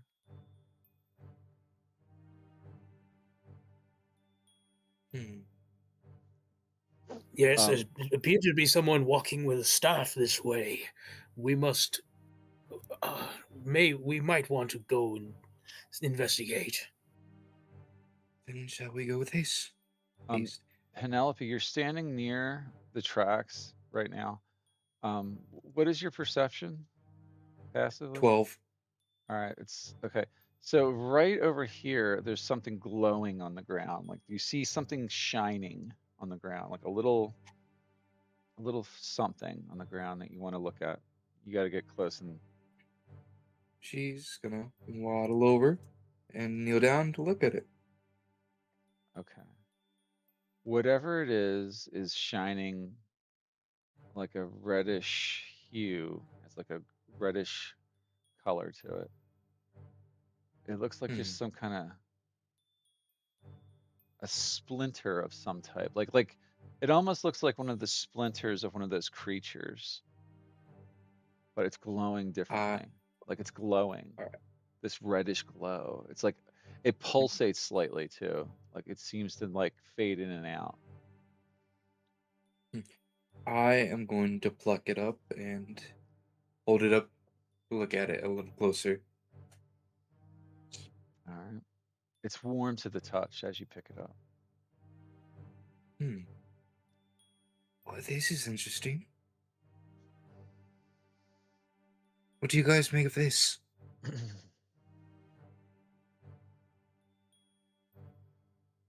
It's like a thorn from one of those blights.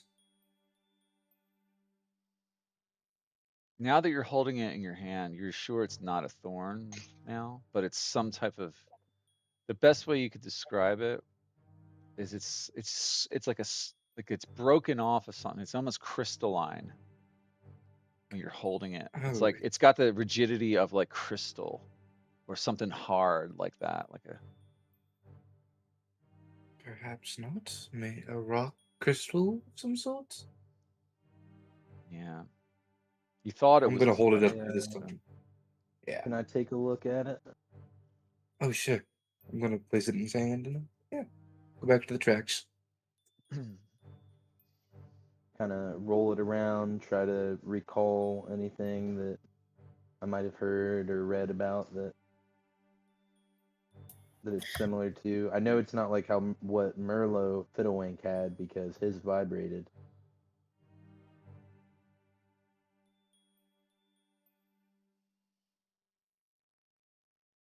Okay, so what are you doing with that thing you're holding, Arthur? You want to hold it for now? Yeah, no, I was just I kind of was waiting. I like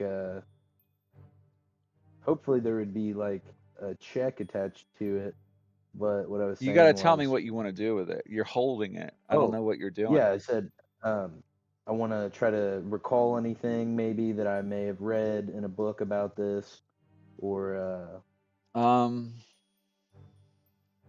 make like an Arcana check.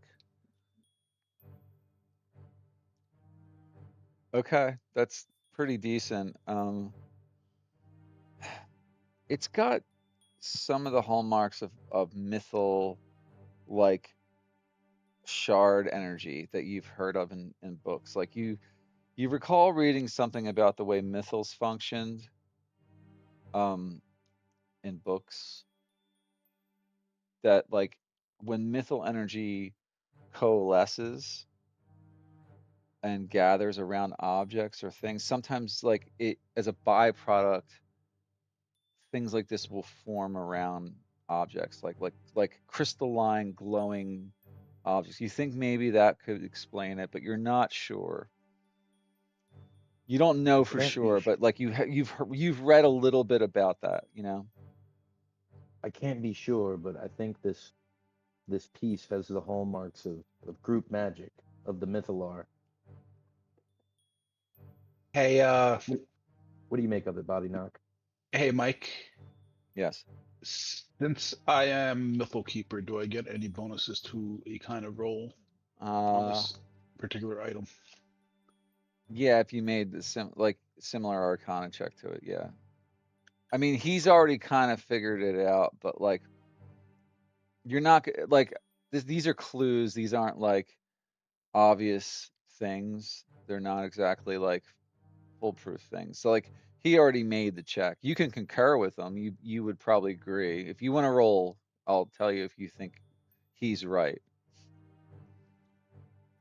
No, if he made the roll and succeeded, then there's no. Yeah, I he thought he kind of already succeeded. Yeah. me being Mythal Keeper and this being tied to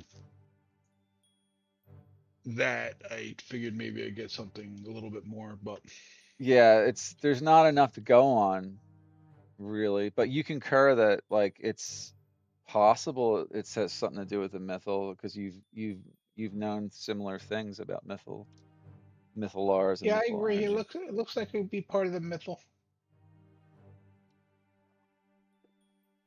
I've heard things like this before from them. And Hmm. just so you understand how mythals function, just like sort of out of character, like they're not physical objects, but when they surround an area, think of them as this giant, like a shield of like energy. This is almost like a byproduct of like radiation or something. You know what I mean? Like places where mythals were. It can change objects or change matter. There you go. And this is what it tends to be described like. Permanently alter the weave to create an area wherein the normal rules of magic no longer applied. Yeah, there's something oddly different about the way the weave is interacting with this piece of material that you're holding. Before we go any further, and I hand my map that I bought from the Kalimshan trader to Arendor, the ancient elven map of the of Cormanthyr to Hmm. Runebark, because I don't know, you're the druid. I figured you have the highest survival.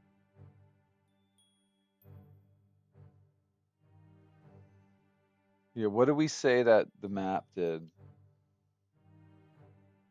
What are you rolling for right now? Here. No, Arendor just rolled a survival check again, or two of them. Matt, what are you asking to do? No, that was actually kind of an accident. I was just Okay, trying to highlight it, like read. okay.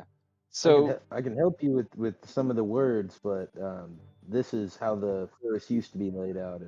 If we're dealing with an ancient evil, they'll probably, or an ancient magic, or ancient beings, they'll probably want to stick to their original paths instead of the ones that were carved by the men of the Dale Land. that's a big assumption, but just saying. Yeah. Um, so you guys have found the strange tracks. You found this like little shard, a splinter of corrupted mythal energy, maybe, and there's a torn like fabric piece that you're trying to figure out still what it was. Um, does anyone want to examine that piece of fabric you found by the tree? Yeah, I was Did looking we to see even what kind get of that? roll it would be. I mean, he didn't the owl go try to get it and it died getting it, or did we not pick it up? I Would that be picked an it up and I asked everybody what they thought about it. Would that be an investigation check? It can be an investigation check that'll tell you something. It could be you tell me what you want to do, and I'll tell you what check to make. I want to find out where it's from if I can. Investigation tells you how something works. It doesn't tell you where something. That would be a history check. Okay. Oh. Well, history would have been the same roll for a history check anyway. It's a They have the 14. They're same both a +5. modifier. All right. Yep. Um, you Well, think the let me take fabric's a look at it. elven? You think the fabric's elven? I think this is an elven fabric.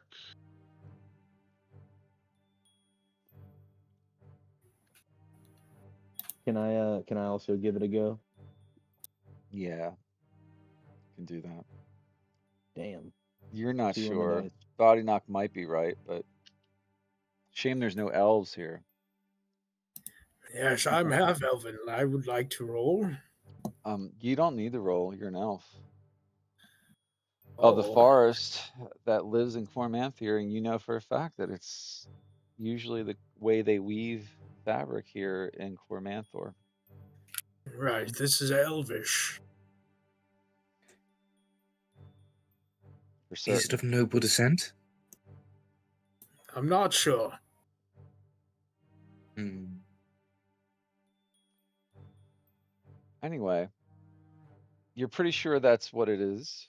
It's a piece of elven cloth. The tracks you found continue on deeper into the forest in the direction that you guys are heading on the path right now. So further, the way this map points up, like northeast. I'm not saying that's the direction you're really heading, but that they head further down that way. Mhm. So your choices now are you can continue moving down the path, following the tracks and searching for the scout that was missing still. You could go. Yes, and I would like us all to add these like items to our sheets. And yes, I want to continue. Yes. You could also return to Glen's End and tell Branimar what you found, but that's up to you. Well, these are quest items. Just put them in the quest book. Right? Yeah. Okay. I think we should follow the footsteps. Perhaps someone's in danger. I agree. This doesn't look good. Doesn't look good. No, it does not.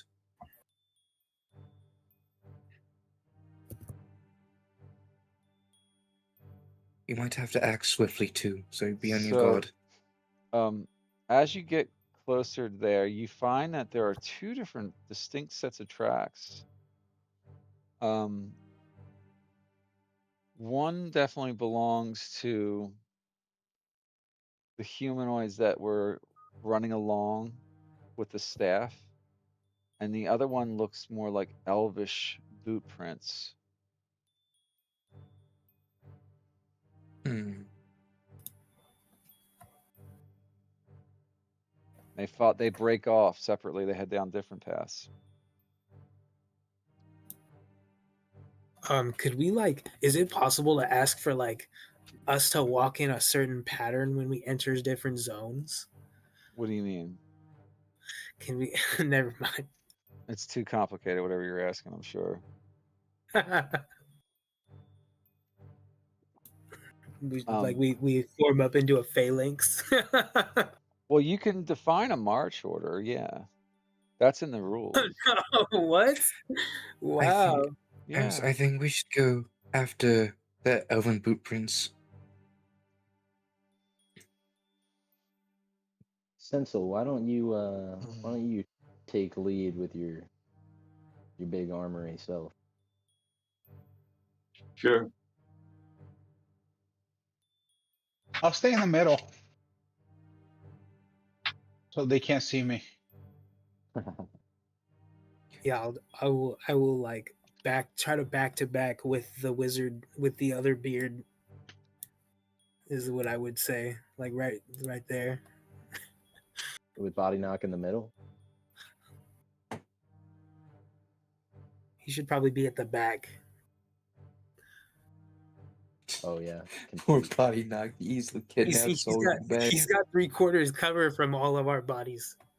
You guys want to Now continue somebody's down the now path? somebody's coming from behind us. Yes, please. So Alright. so you're going to continue on this path, the main path, okay? All right, I'm just going to like fire up the next map here. Oh man, there's so much fog. Foggy stone. My bad, guys. I accidentally casted my fog cloud. You see this fog?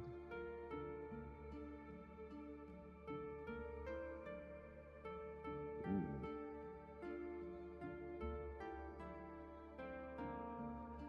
A standing stone. Something. Hold on before you just start clicking on shit. I got to read to you guys. So the trees thin until you step into a circular glade, carpeted in soft green moss. Sunlight filters through the canopy in pale, wavering shafts. At the center stands a tall, slender stone of pale granite covered with ancient elven runes. A faint musical hum drifts from the stone. Beautiful at first, like distant chimes in the wind. But something in the sound is wrong. A sharp, discordant note repeats every few seconds, like a cry echoing through the forest. To one side of the stone lies a torn satchel, and next to it, a smear of fresh blood.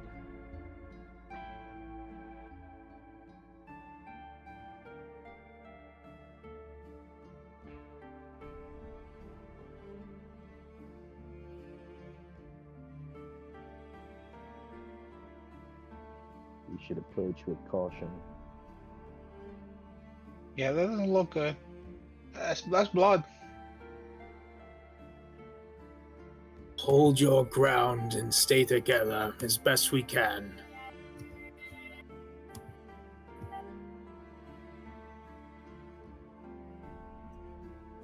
Watch your backs. All right.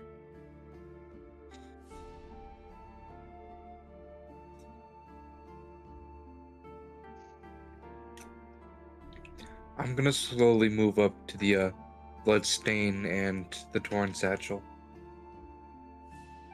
Okay.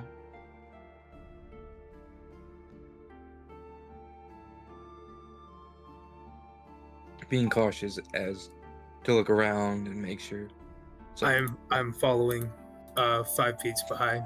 At least 5 feet You're behind actually going way past it. It's right here. Oh, I thought it was up here. No, you're. Okay. This is the satchel Yes. right there. You see the satchel? Okay, yeah, now. Yes, now I do. There is more. You're right. The map indicates blood up ahead, but like, that's what you notice right here. All right. So you're looking at the stone here and the satchel on the ground. Man, this does not look good. I'm gonna lean down and kind of open the satchel. Oh, by the way, this is what you're looking at here. the singing stone. Interesting. I mean, doesn't everything look like a dick? Hot dogs. Dude, I love hot dogs. Something's getting loud in the background. Anything Matt. like weird, I take small bites of. Hey Matt, you gotta mute yourself. Yeah, he muted. Okay, so what are you doing, Penelope? I'm gonna open the satchel, look up at the stone, and look back down at the satchel. Okay.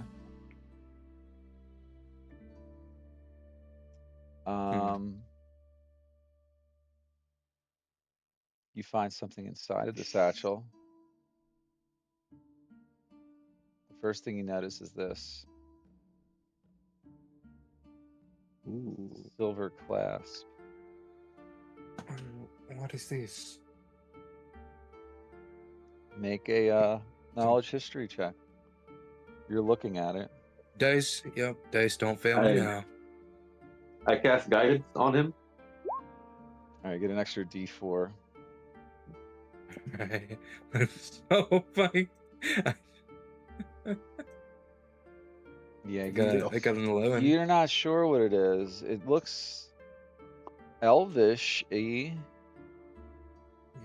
I see.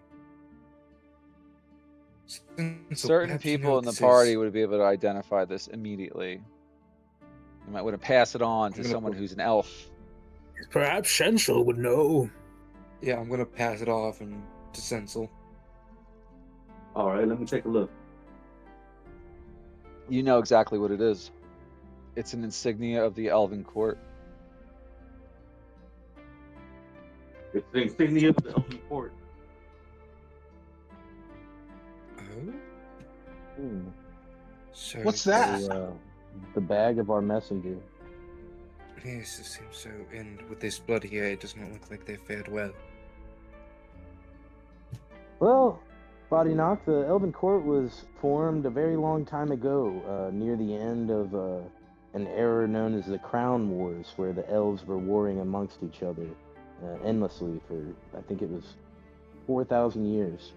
And at the end of it, they formed what is called the Elven Court, where they came together for a century, and the best minds came together here in Cormanthyr for a century to try and figure out what the source of all this infighting was.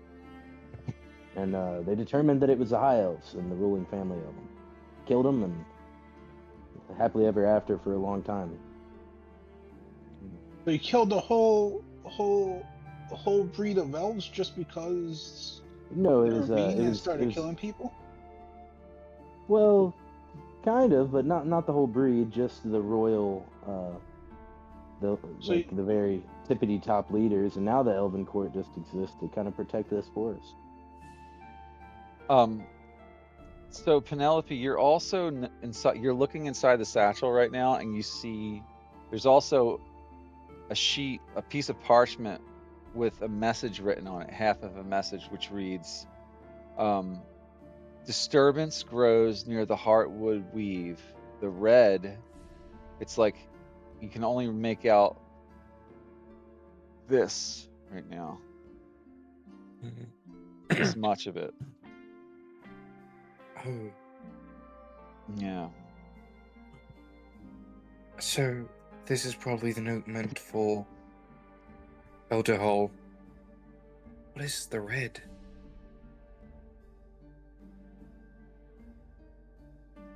And you find a third thing inside of the satchel. You ready? Yes, I am. You find this.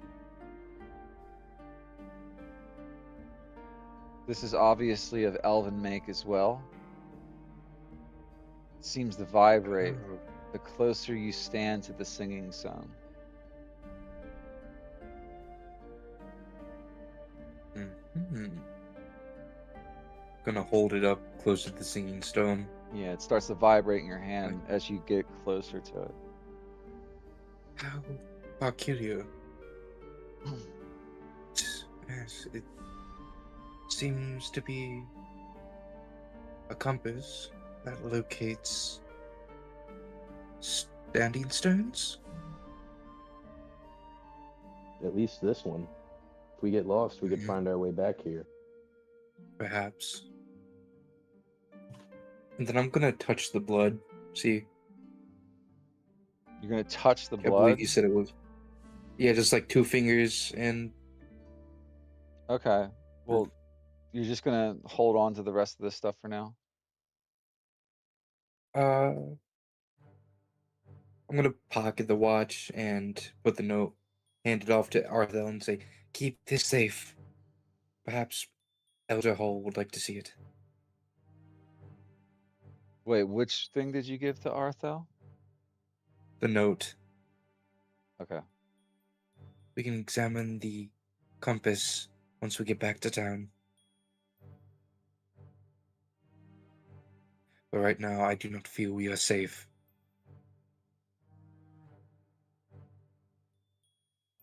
Okay, so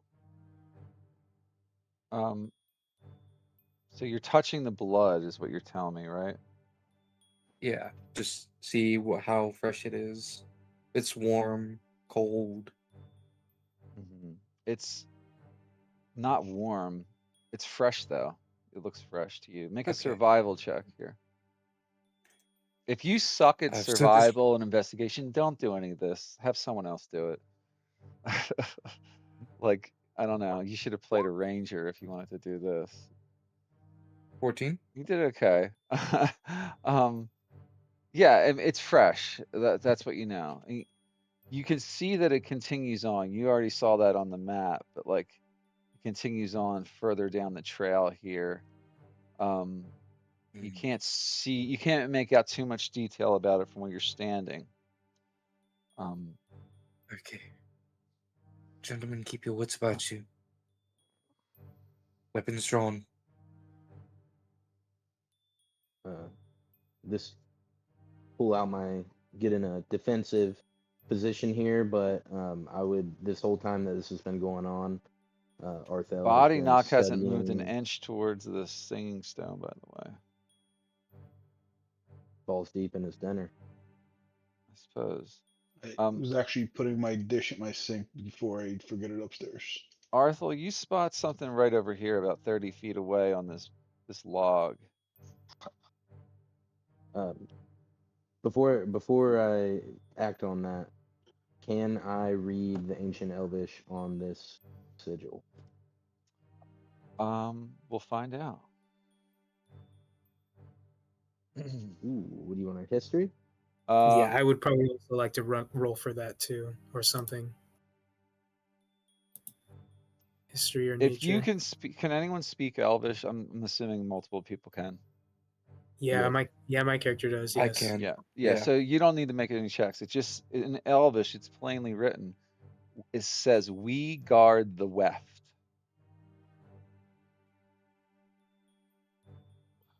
Damn. I'll put it in chat.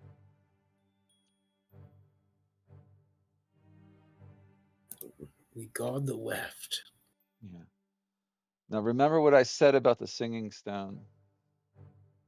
There was a discordant sound coming from it. As you're standing near this, you can hear this humming, this music. Think of it like a sequence of notes. It's not like someone playing an instrument, but it's like the way like a repeating pattern would play. But now it's like there's something discordant in the notes. Guys, go ahead and talk about what you think this is. Don't move your tokens around too much. I got to get off for a minute. I'll be back in like 5 minutes, okay? I apologize. All good.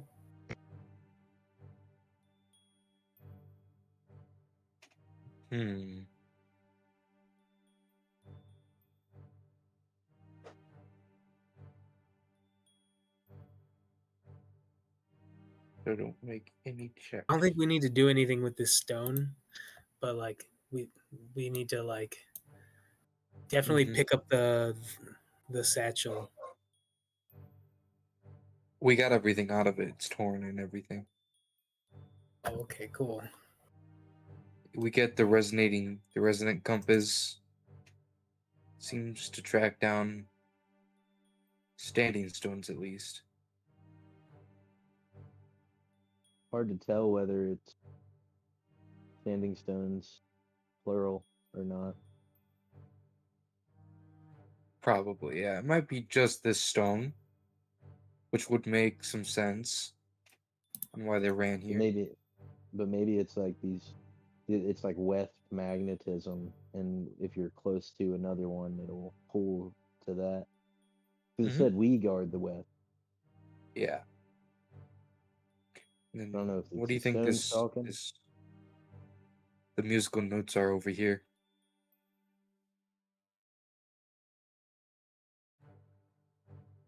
It's probably some sort of hymn or whatever, right? Like it's just something probably common, or it's probably just a basic tune.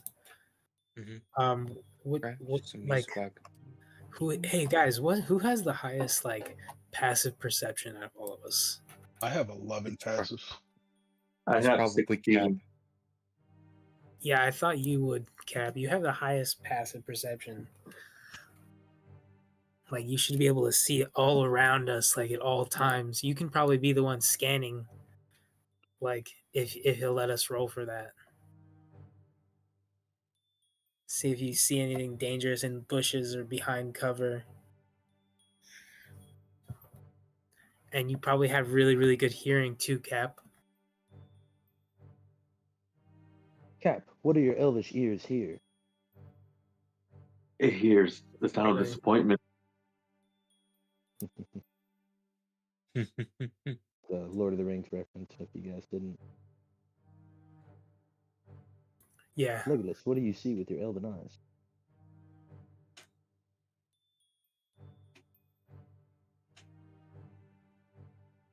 What the wet?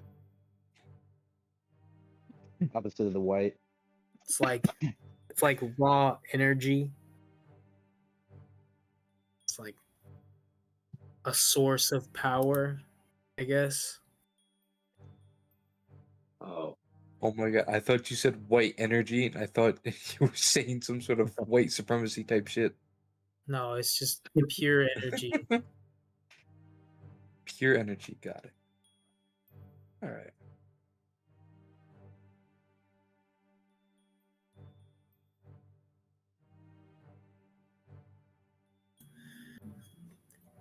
Yeah, he was like explaining in a different like circumstance. I think it's just one of those magical sources of energy that we draw magic from. Like how there's the weave and then there's the shadow weave. Yeah, and something about their names being connected.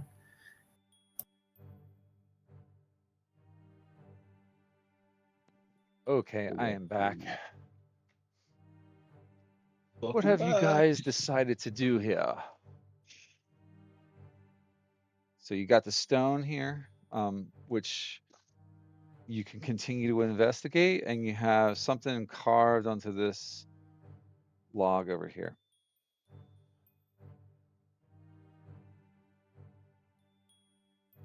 I'm gonna go look at this log if y'all don't mind. Okay. Sure. Once again, you see the same symbol that was carved into the tree as before, the spiral rune. Same exact thing. That's what you see. I just shared it again. Just that should have popped up, but The same druidic symbol. yeah. Yeah. Rejoined the group. Okay. I think we're going the right way for sure. Out of character, sorry.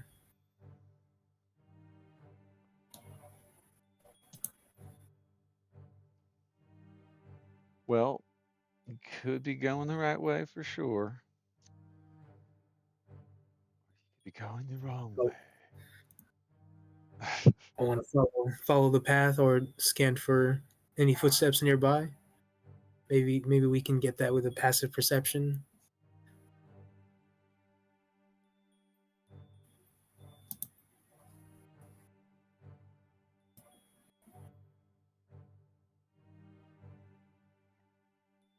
What do you want to do with the stone here? Do you want to like do anything else to it?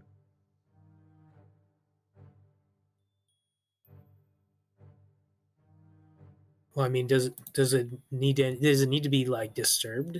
Do we feel the need to Well, disturb it? I'm telling you, I told you that it's acting funny. Like you haven't even thought or said ask anything about the sound. Can I do an Arcana check on it? Yeah. Actually, can I do an Arcana check? Is the question. Yeah, I can do an Arcana check. 22. All right. So there's a mythal signature to this that you notice right away, Body Knock. This don't have this thing that's singing has a signature that comes from the mythal. Yeah. Its resonance is tied to the mythalar energy of Cormanthyr or Cormanthyr or Mithran or whatever you want to call it. It's tied to it in some way. It seems to be tied to the mythal energy of the area. Um, Have I seen anything like this before? you have definitely heard about it. So I've heard of. yeah, so actually that was a really good check. I'm gonna actually do a little bit of lore dumping here for you. So the mythal and the thing that says the weft here on the statue. What is the weft? I think that's That's the first question. The weft is part of the weave itself that binds magic to life and the land and to ancient memory. It's the living part of the weave. It's sort of like the old druidic or the old elvish way of thinking about it. To some of you, this is new information, even if you're elves, but like, it's harmonic flow of the weave. It's like there's two sides to the weave, really. Aside from the shadow weave, there's the warp and there's the weft. These stones are tied to the weft, which are essentially ley lines that run below the world. Okay. And Myth Drannor was built on a nexus of ley lines and spiraled out from there. That's why it made the perfect place to cast a large spell around an area, because it drew energy from the land itself, known as the weft. Okay. So the Heartwood Weave relies. It's also there's another term that you've heard of, Body Knock. This term called the Heartwood Weave. That's synonymous with the weft. So they're kind of like, the Heartwood Weave relies on the weft, like those ley lines, that ley energy, to function. It's a different form of the weave. So the weft sustains the Heartwood Weave. And something appears to be wrong with that energy here. Very wrong. It's as if the natural forces of nature are just out of whack here completely. This is very disturbing news. I relay all this information to the group. And I say this is not good. This shouldn't be happening. It's not good.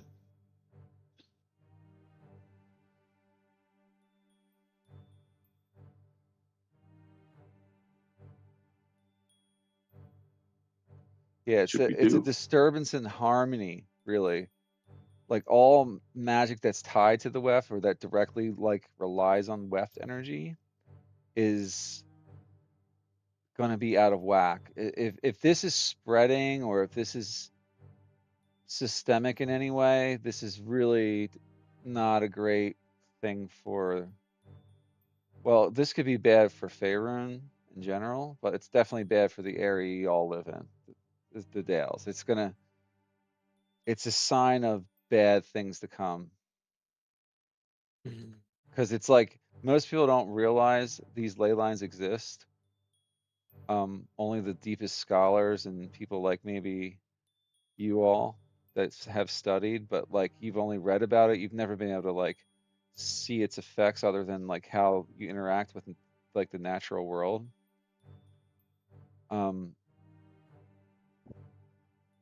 Yeah. So that's kind of what it is. Something below Myth Drannor is wrong, and in this forest. Like, remember where you are on the map. You're on the edge of the forest right now.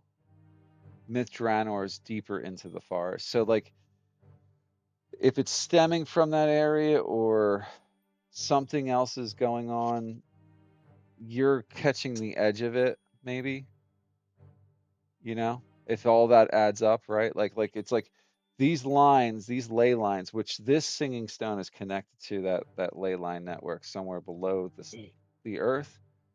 If this is acting erratically, then the source must also be corrupt. Does that make sense? Or wrong somehow?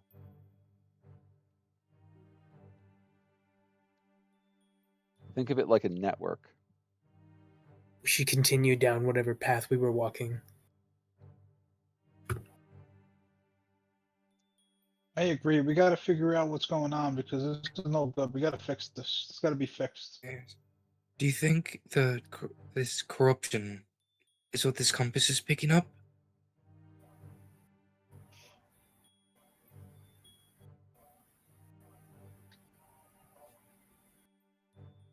You think the That'd stone be a question corrupted? for the elves, I think, or one of the elves.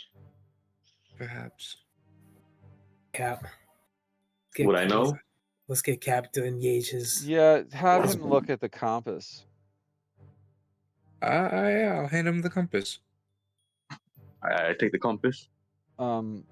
This is definitely an elvish way device. Like it's how the elves go from singing stone or standing stone to standing stone throughout, like not the main standing stone, but all these different way stones that they use for navigation. Because the forest is dense and it can there's certain areas of it that are very hard to navigate even for the most skilled elf. These stones act as a way for them to get from point A to B to C and D, right? Like they can plot out a course using them normally. And that compass that you're holding is like it's a beacon towards it. So right now it's reacting. It's sort of misfiring. It's vibrating wrong because there's something wrong with this stone. Um, and it stands to reason that it would be able to detect disturbances like this anywhere else that they exist.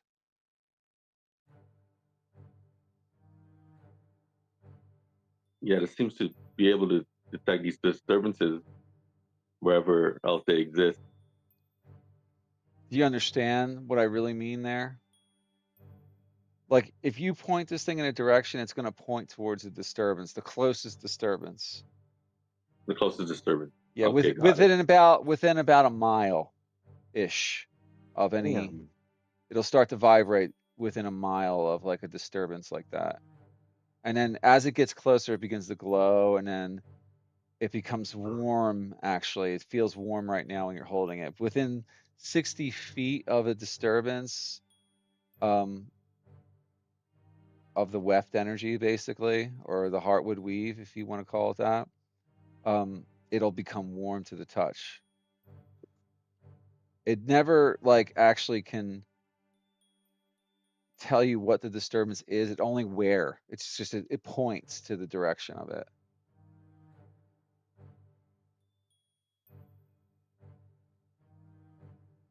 So if there's major disturbances of the weft energy, it might it's kind of acting slightly erratically right now. Like you see it wanting to point to the stone, but it like it's do you ever look at a compass like that, like a real compass, and it's like it wants to point north, but like something's drawing it a little bit east and back, and like it's kind of it's a little it looks like it's malfunctioning slightly, but it still generally points towards the stone because you're so close to it.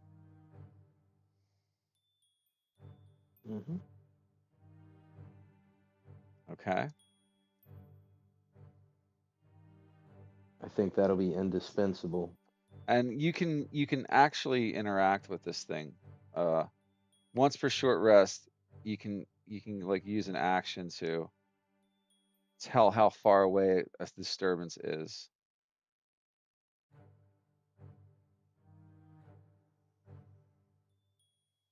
They might come in handy throughout the campaign in general. Just All saying. right, so I'll write that into the notes here. You said once per short rest, you can use it to tell how far away or what direction. It tells how far, like it gives you an indication of how far away it is from whatever disturbance it's pointing towards. I'm gonna just put the abilities are. I'll You got just a put document with it? I'll put this one part of it in chat so that you understand, so that you guys can actually digest. It actually takes you a minute to focus on it.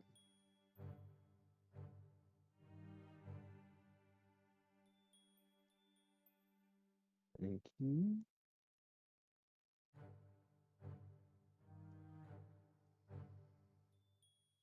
And if you know I ever forget what it does and you're reading it to me, just tell me what it means.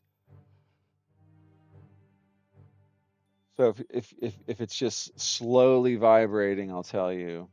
You just tell me if it's vibrating slow, medium, rapidly, or continuously. Like, okay, you got that? That's what it does. That's the elves know what these things are for. Sensol's never been a scout, but he's known elves probably that were, and they've used the devices like this. This is part of this culture. Say, when he learned this in school as an elf child. Well, he has a storied history there. He didn't grow up like a normal elf. All right. So anything else you want to do to this stone?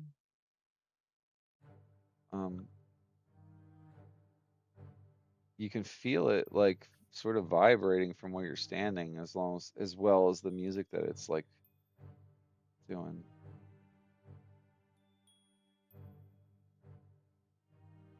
You want to like just keep on Yeah. down, following the blood trail? What do you want to go Let back to me town for a little bit? kind of weary of it. Let me feel it with a mage hand. See if that does anything. Grope it down real quick with this mage hand.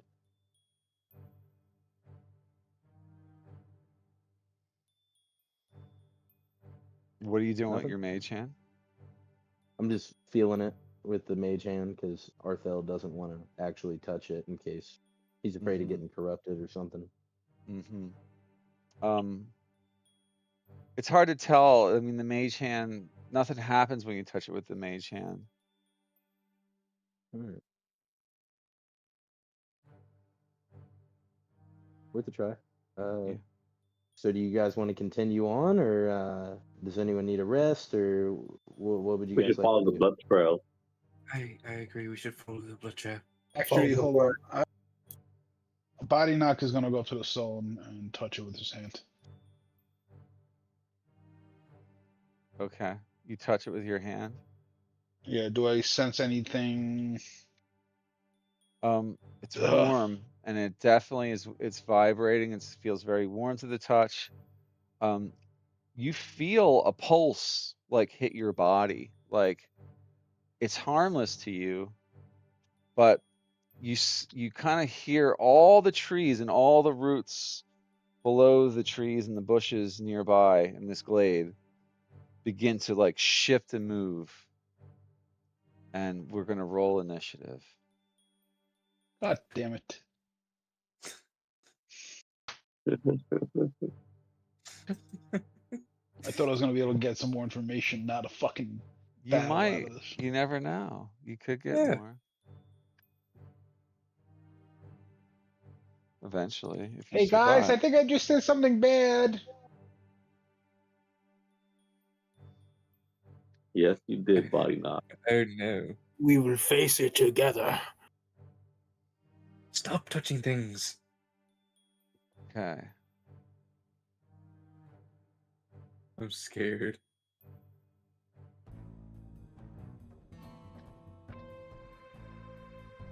You guys still got the tracker and everything? Yeah. Yep. All right. Sensal, you're first. You sense something disturbing coming from up here in the bushes. Like you can't see what it is yet. You could ready yourself. You could move towards it. I'm gonna move towards it.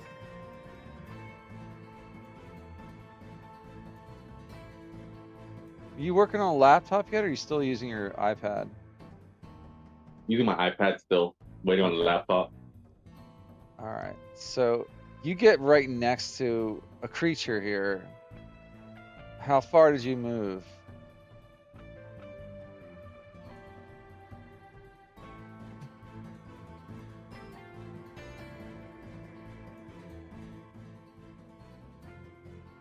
What is your movement speed? Should have been 30 feet. I made a mistake. Okay. Well, I'll say you're close enough to see it now. To wherever you move. Okay. Yeah. It's staring right at you, and you see it finally. It's another one of these blight creatures. a twig or blight. There with the hard on. All right. I'm gonna.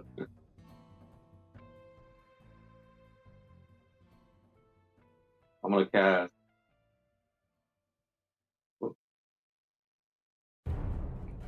Oh no.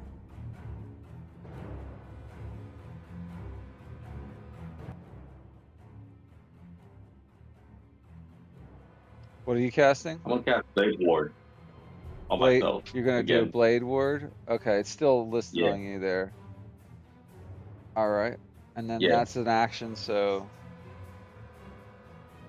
And my turn. okay. All right. We'll call him Twig Blight number 1. He's gonna run up. He makes this like crazy little noise as he runs towards you. He's gonna claw at you. 19 to hit.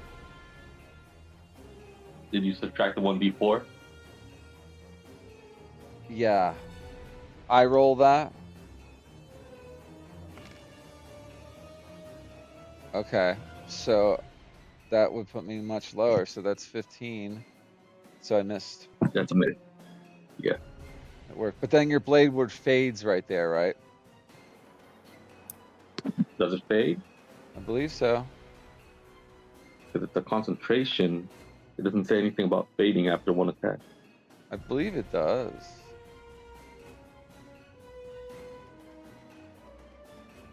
Hold on. Concentration up to 1 minute. Yeah, but I think it's only good for one attack, isn't it? Whenever a creature makes an attack roll against you before the spell ends, the attacker subtracts a d4 from He's the attack supposed roll. to. He's supposed to do a Constitution saving throw right now. No, I don't think so. No, Unless it It's missed, just right? if he takes damage, No, he makes only a if they're const. hit. Yeah. Yeah. So look up Blade Ward. I just read it. Did you read Yeah. it in its entirety? It doesn't say Yeah, anything about it has a really short. before Okay, this. well, I could say casting time, action, range, self, verbal, somatic components, concentration up to Huh. a minute. Oh well, that's Whenever really a good creature- then. That's a good spell now. Up to 1 minute. Up to 1 minute, bro.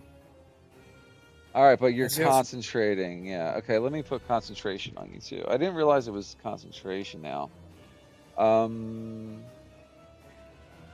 All right, yeah, it's actually pretty decent. So yeah, you maintain your protection from that. Okay. Moving on to body knock next. Okay. I'm gonna step right here. Yeah, right here. And I'm gonna shoot him. Actually, am I gonna shoot him? You know what? No. I'm gonna cast Fairy Fire on him. No, I don't need it. I'm gonna shoot him. I lied. Final answer, shooting. All right.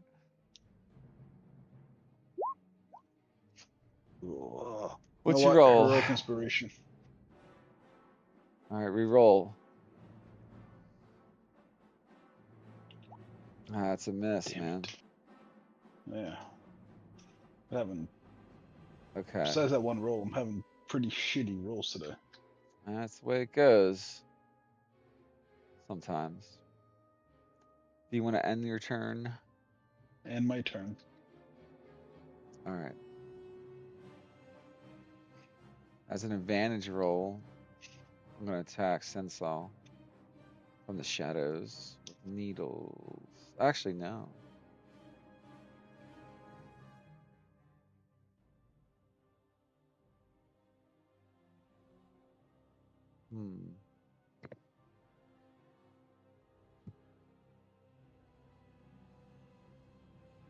I gotta look something up.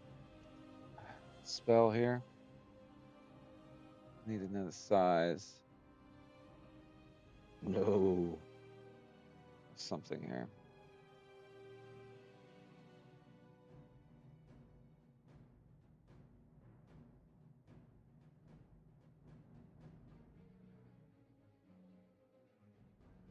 creature. Okay, 20-foot square.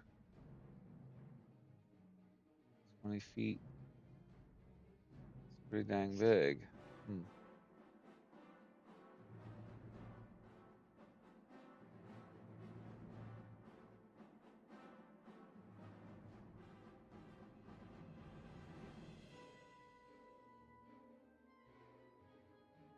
Oh, wait, that's a little off. Sorry.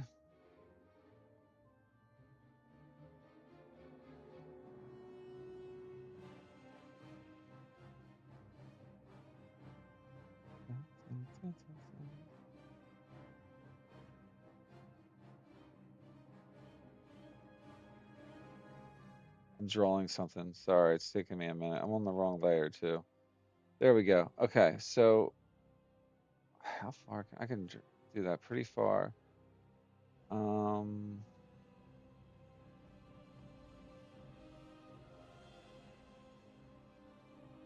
okay, so I need Sensel to make a saving throw here.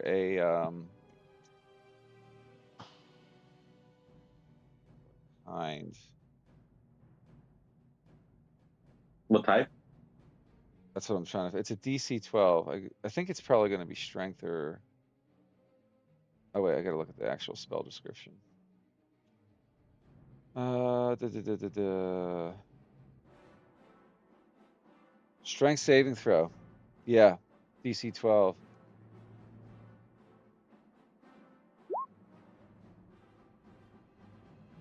It's a 5. You are restrained, my friend.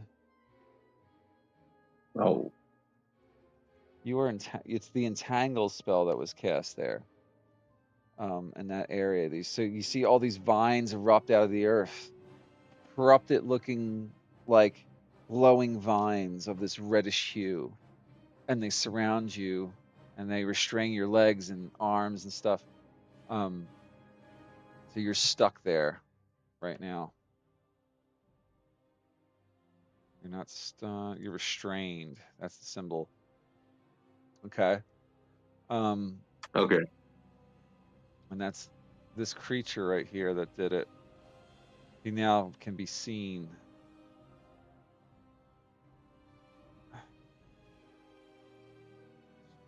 This is a new one. You haven't seen this particular type of blight yet. Okay. Penelope, your turn. This whole area is kind of El Dangeroso. Okay. To step in. You can see All that right. visually. It's not like you can go around and make your way around, but moving through it will require you to make a saving throw. All right. I'm gonna move here. Well, no, I can't move there. There's a tree. I'm gonna move right here and throw a javelin at the vine blight up here. Okay. That's a good straight shot, too. You have a straight shot, too. A 16? 16. Gotta double check what his AC is. That's a hit. Yeah. All right. 5 piercing damage.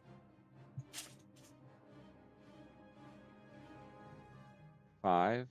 All right. And that's the end of my turn. Okay. All right. So another one comes up and attacks Sensal, another creature. He's now visible. He is like a twig blight once again.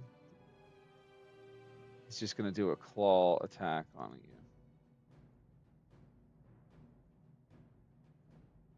you. With advantage, though.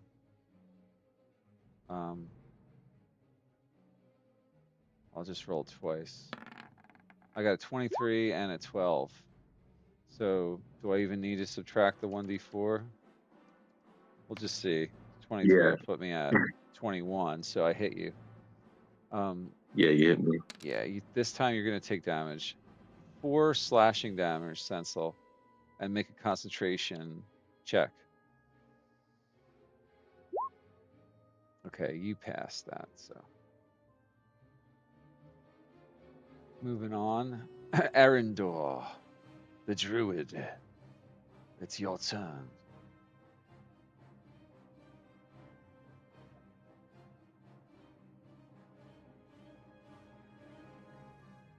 Yes, I was getting the unmute button. My bad.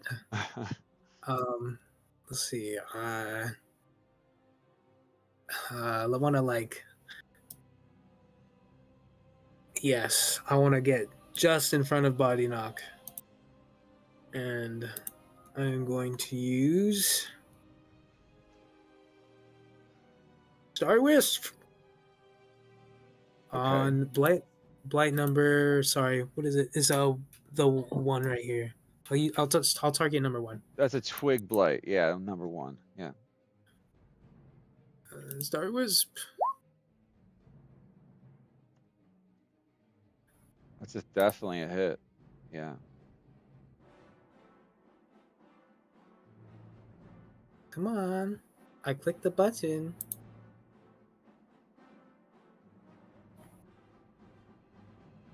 It's just running It's not slow, rolling. probably.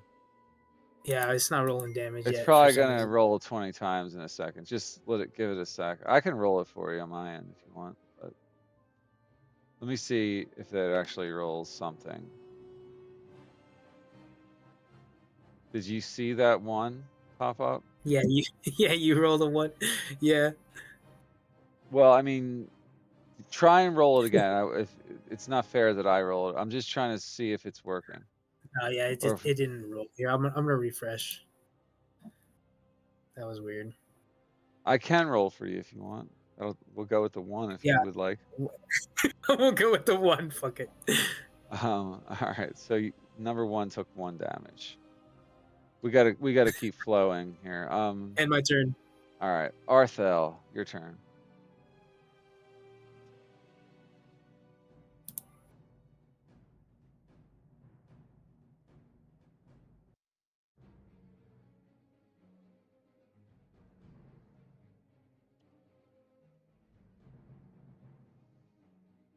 Are you speaking, Arthel? You're muted, perhaps? Yeah, totally was. I am going to. I ran up here. It was like 15 feet or 20 feet, and then a first level Spellfire Flare to Vine Blight. Ooh, that's a first level Smacking spell, him. right? 25 that hits a hit. Yeah. Roll damage. 28 points of damage, please. Oh no, it's radiant. I apologize. 14 points of damage, please. Yeah, it's not fire this time. And besides, you don't know which ones are. Not all of them are weak to fire. So you did 14 radiant to the Vine Blight. And then he does not collapse from that though. Dang. All right, but yeah, I'll end my turn. All right.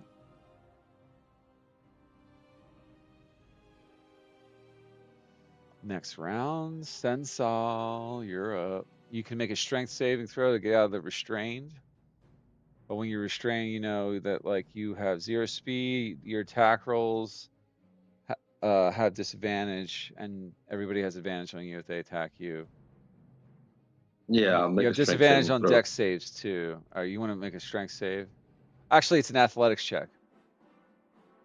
So if you have athletics. Okay.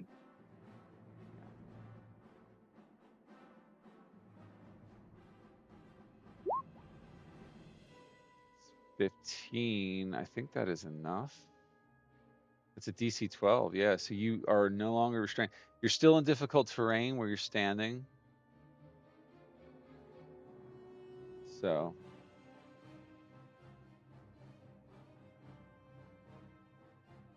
All right. I'll kind of move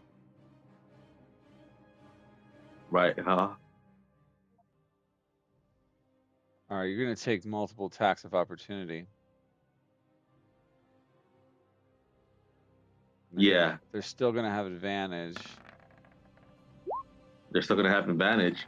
Yes. I just rolled a critical. They have pack tactics, so. And you were standing within 5 feet of both of them when you moved, so. You take critical hit damage from 1. You take 8 slashing damage. Go ahead and make a concentration check.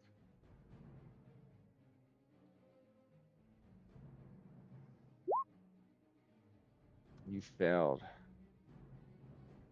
So your blade ward dissipates. Now they both get to do the same thing. I rolled another critical hit. You'll see this on the playback. I'm rolling as GM blind, like just behind the screen. You take an additional 4 damage. The first one was 8 and then 4. 8, then 4. Yeah. It's both slashing.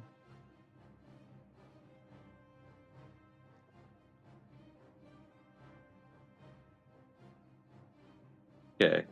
I'm just gonna bonus action healing word myself. Okay.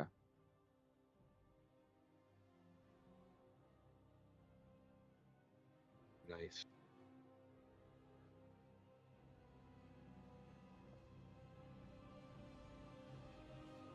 Six hit 6 points. healing. All right, you're back to 9 health. I got you.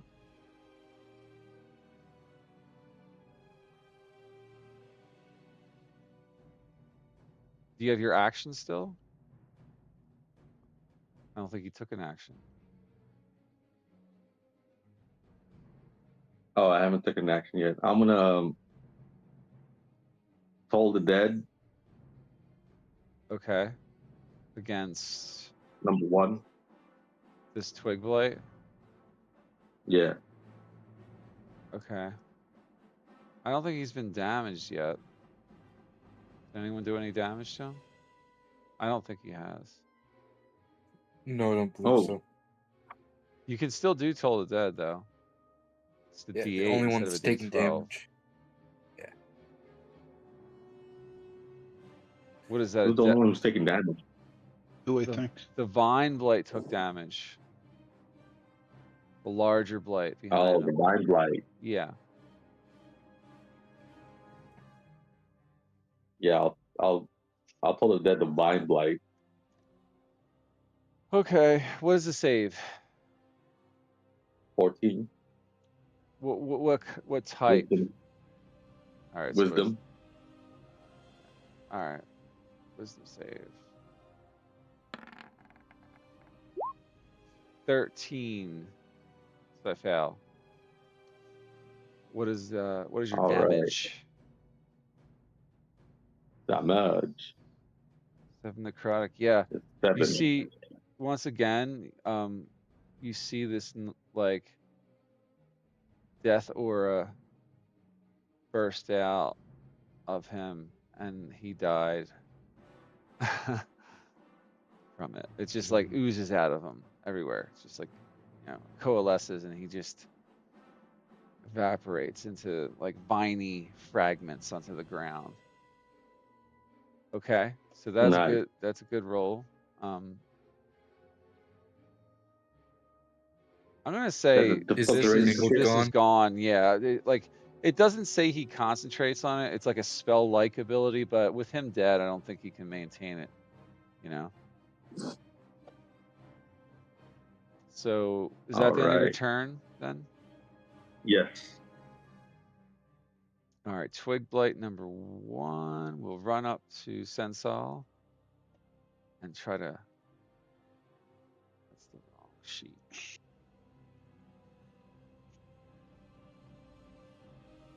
Gonna claw at you.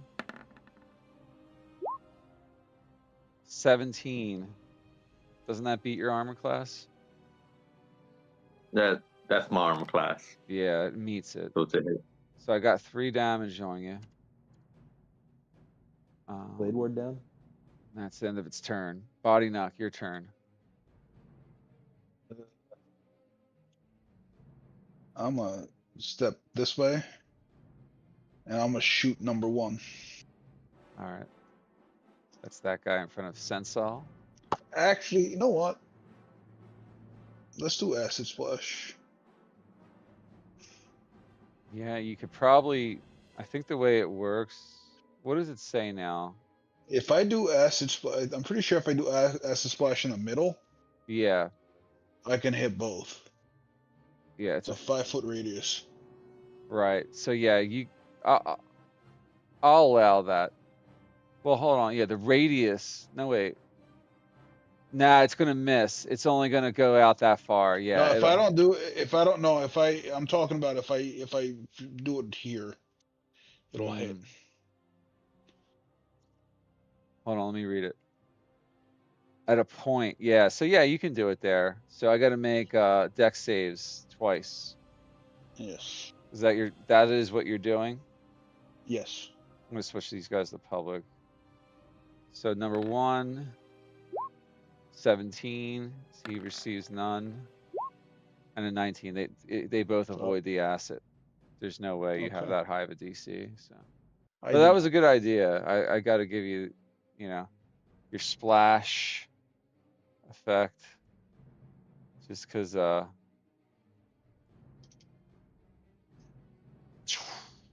that. I tried. That's end of turn for me. All right. Okay. Vine Blight 1 is dead, or the Vine Blight's dead. Penelope's turn. Alright. I'm going to run up. So, which ones did. They're both still pretty healthy? Yeah, neither of them have really taken any damage at all. Alright, well. I'm about to change that. All right. 2, I have. You're dead. You're not surviving. 22. That'll hit. Yeah. Roll damage. I. That's number Hold on. 2. You That's cut. not right. What do you mean? The amount of damage it rolls? So, yeah. So I have great weapon fighting, which any number lower on the dice is a 3. Or, well, a 1 or a 2 is a 3, actually. The lowest I can roll is 9.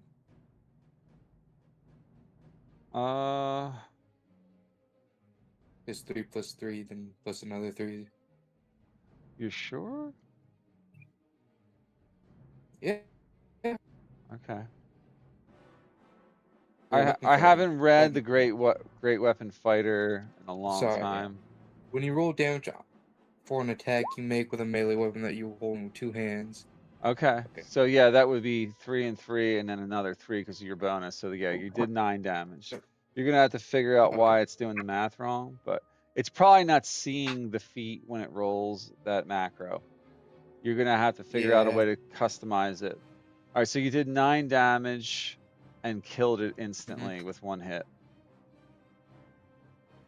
All right. I believe you haven't regained your action surge though. No, I have not. So I'm going to move my last 10 feet right behind Vine Blight 1. All right. And that is the end of my turn. Good strategy. Erindo, you are up.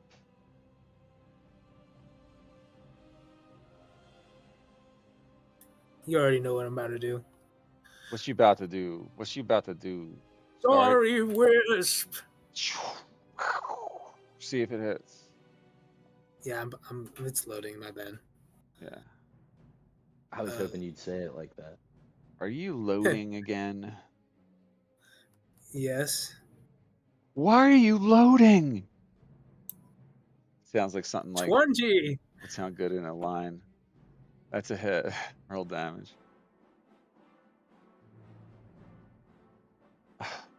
That's another one. Oh, wait, you did do 1 damage to that other guy earlier. It's the same guy. Yeah. So he did take down the Okay. right blight to attack because you killed sort of like the mini boss of the battle, you know? All right. So you did one, what is it, radiant damage? Yeah. Good job. Yeah. I guess radiant would look more like that. But, okay. It's better than 0. It's better I than end my turn. Zaro. Yeah. Phil, your turn.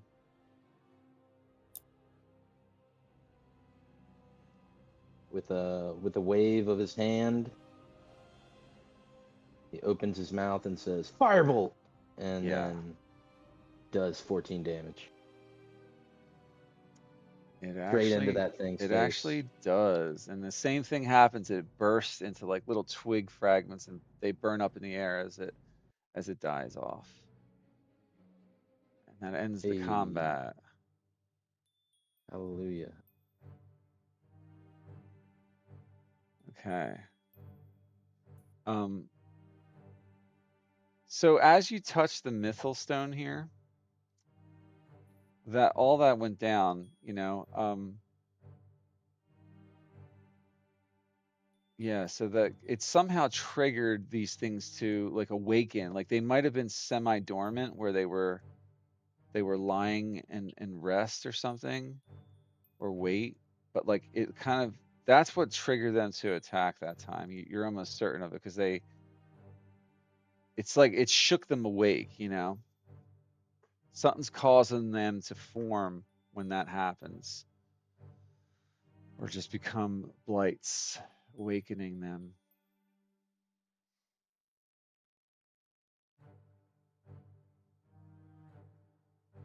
And you're now closer to the blood trail again, so you can get a good look at that. What was that bigger one?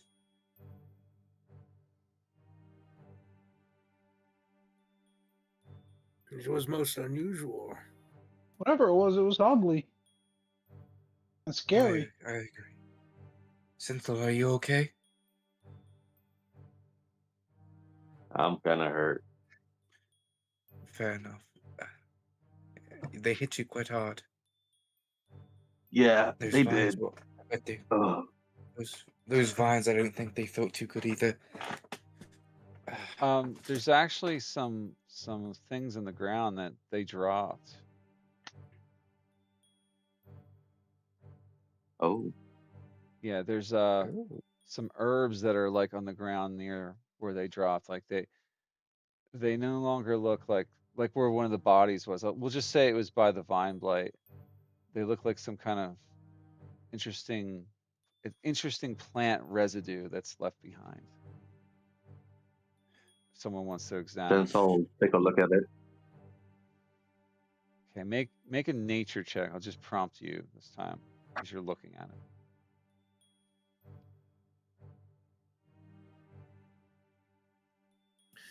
I would wish to also take a look and get a nature check. Well, he's looking first, so let's just see Understood. let's see what he discovers.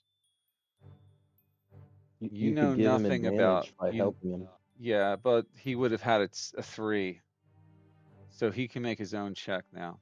Just Sensel doesn't know anything about what he's holding in his hands. Move up and have a look, Arendor. It's actually it's like way up here, by the way, you guys. It's like where the vine blight died. Oh, cool. Make a nature check too, Arendor. Make your own nature check. Yes.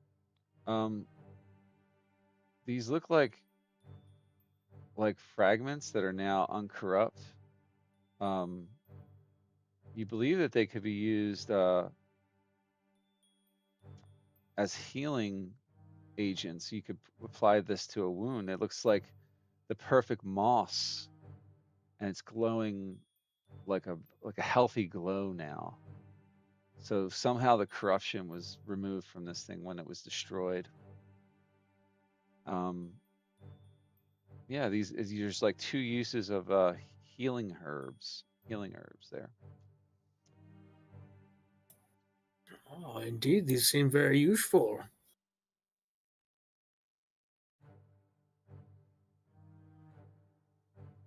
Then I'll just kind of standing there bleeding. Can I like apply them to Yeah, Cap? yeah, you can use them on him. Okay. Yeah. What would that be, a medicine check? No, just use them. They're just usable. It's like a potion essentially, but you just apply it directly to the wound for flavor purposes, and you roll 2d plus 2. 2d4 plus 2. You roll. That's all you roll. So you rolled it wrong. Yeah, I know. I was getting the advanced roller. Well, I got to take that 1d4 now That's fine. and roll another d4. And that time, all right. So you healed him once for 5 hit points. How many is your max, Cap? He's got plenty of 19. room. He's got plenty of health. You got one more Alright, use of them. I'll roll the other one properly this time. Okay. 7 more. There you go. 18. Yes. You're at 18. Nice. Got you all fixed up, my boy. There's another Thank you. there's scrap of paper below this thing. Another fragment of Elven script.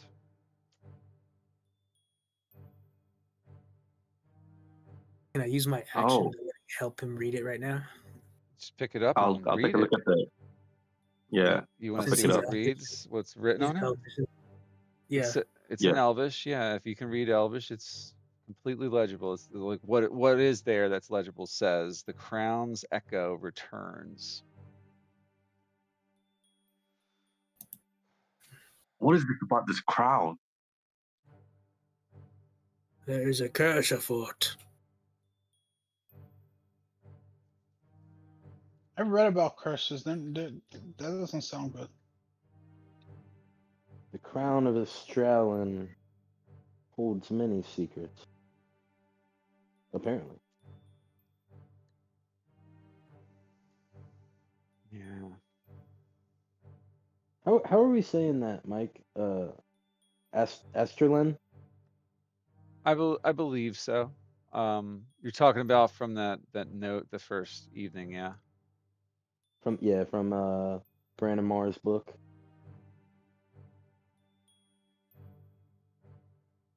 Yeah, I wish I had that handout right in front of me.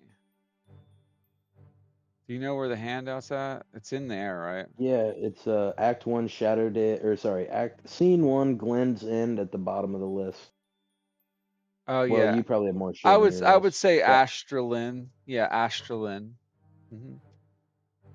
All right, thank you. Yeah.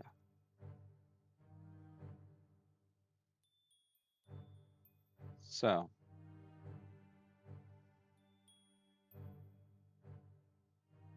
You guys want to follow the trail of blood? Yes. Yeah. So there's I believe we should.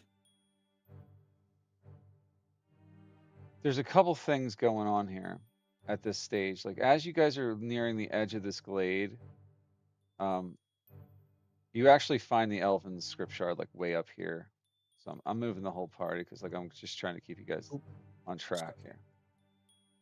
This is where you found that script there. So the elven scout must have passed through here again, or whoever left this here, right? So there's more blood, obviously, but now you're being pulled in multiple directions. There's tracks that are like vine tracks that lead towards roots. Okay. They head off in one direction. There's like a different trail where like all the vine creatures were kind of coming from or coming and going from. We'll just say it leads more to the north. Okay. You could obviously at this point, if you're afraid to go on at this point or just concerned and you want to head back to Glen's End, you could. I'm spelling out all your options. Also, the resonant compass is vibrating. Okay, so that's another possibility. Follow the compass, or you could follow the blood trail east, like further east this way. So you could follow the roots, let the compass guide you. You could head back to Glen's End, or you could continue following the blood trail. We found the correspondence. No, not all of it. You're finding scraps of paper. I say we follow the blood trail just in case he's still alive.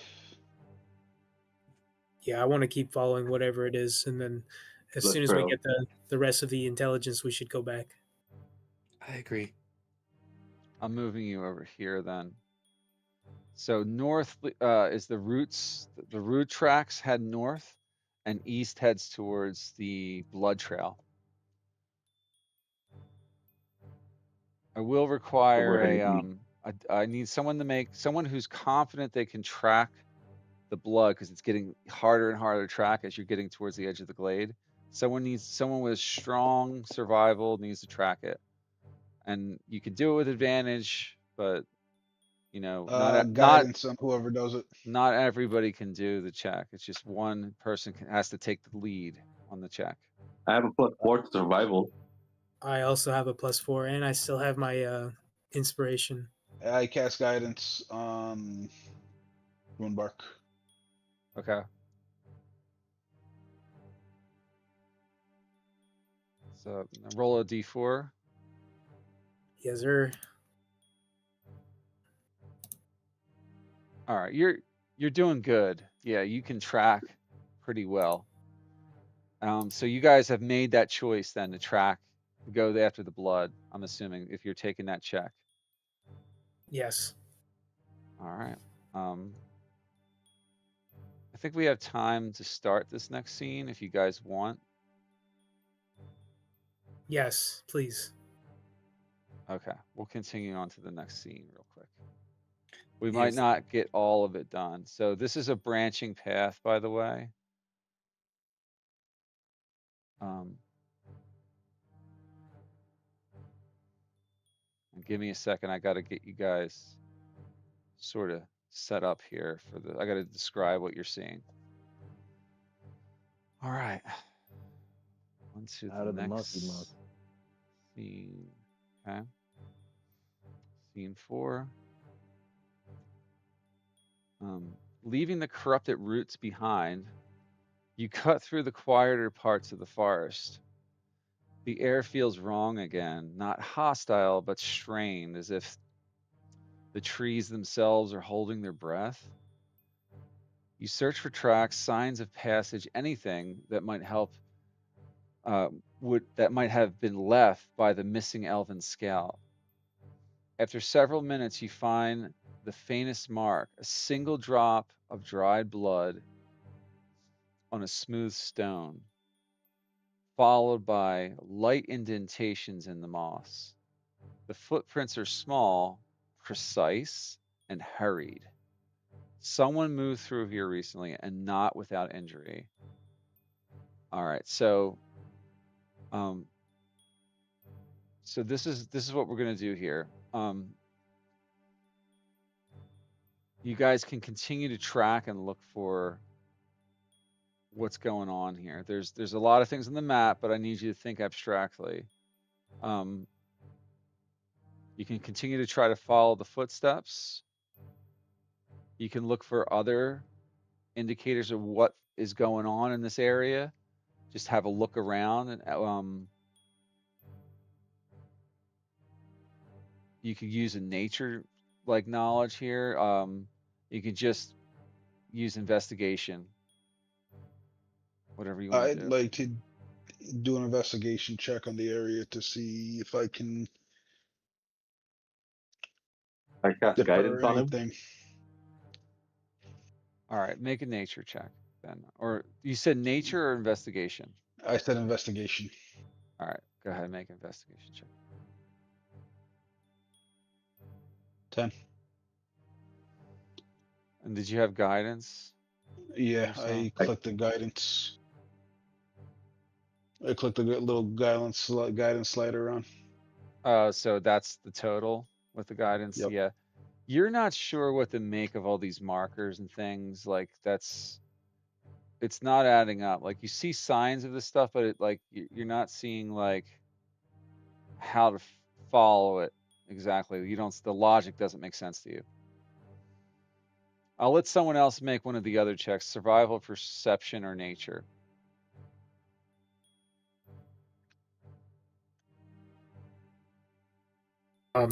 Maybe I should go for a nature check and see if I remember anything about it.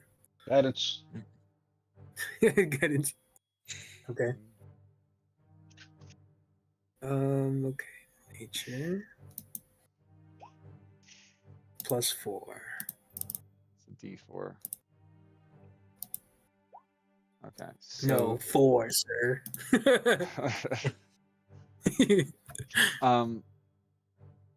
your knowledge of nature like tells you whoever this elven scout was, she took this path because this probably led to a safe place for her to recover or hide. You're almost sure of it.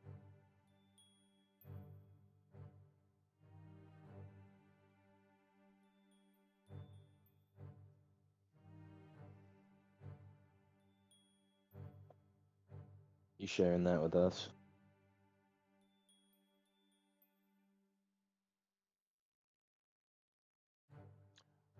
Go ahead, everybody who wants to just have a look around at this point. Look for anything out of the ordinary here.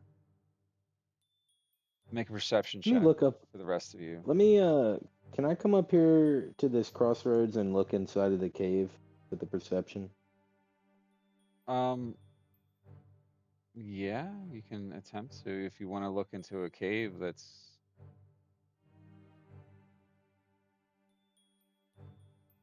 okay. Sensal, something is in the cave for sure. You see something moving or something huddled up or something like that, like right in the back of the cave. Oh, okay. There's something in the cave, guys. I want to cast Speak with Animals. You don't know what it is. Yeah, you can do that, yeah.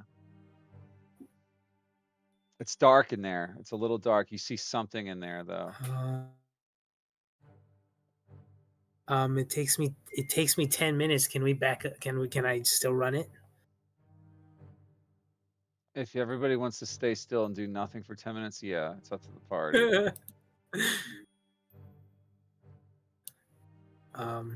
You can all make a perception check of the area instead of specifically looking at that cave.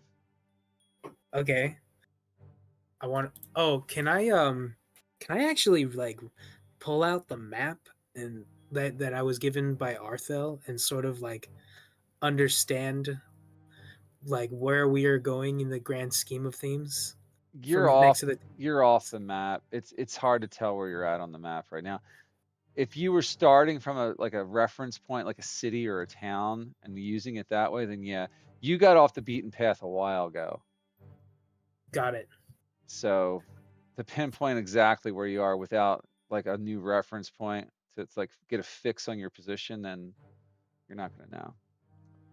Yeah, I mean, I think if there's an animal of the normal animal, I might be able to talk it down if it comes to attack us in there. Yeah. Or maybe Yeah. if it's like I don't know. Could be an owlbear in there. Yeah. Yeah. Yeah, I want to corrupt owlbear with vines sticking out of its face or something. Discreetly, I just like look over to the party members and That's I'm a just good like, idea. I should write that down. I'm just like, hey, like I wish to cast Speak with Animals, but it would take me 10 minutes. Sensal, what are you doing there? You made another check. Like, you got to say what you're doing. Of the area. I was scouting out the rest of the area. Mm-hmm. He's got high perception. Your elven eyes see everything. Yeah. Let me tell him what he's saying here. So like, you see a couple clues like that. There's some blood here, and something else, and then also something's carved into the ground here, and then on this tree you see a bunch of marks.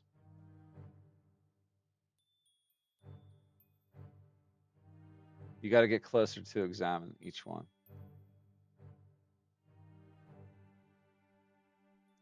While he casts Speak with Animals, I'll investigate each one. All right, we'll move towards one that you want to investigate. Okay, that looks like this.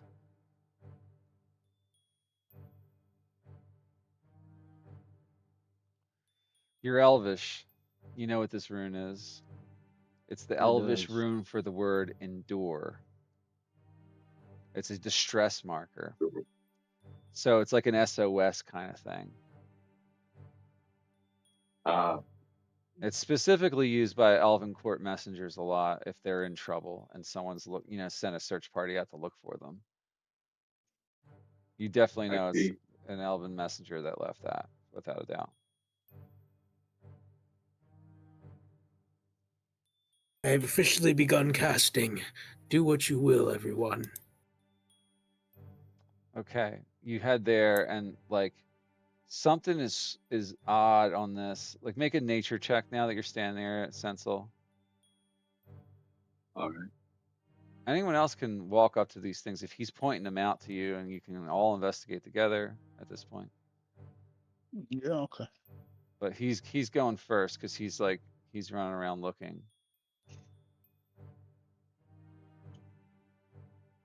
All right, you're without a doubt. This is an obvious sign that something unnatural, not an animal, something corrupt, like one of those tree creatures, was like gathered here at one point and attacked the scout. You can see signs of a struggle right there. And it was not done by like a humanoid or an animal. It was done by one of those, like something that like a natural plant like thing. So, okay. A blight, perhaps, And then there's blood. Okay.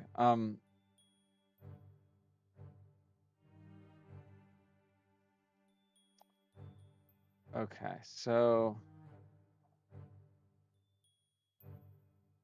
there's like this is where there was a fight right here, like a pretty good fight.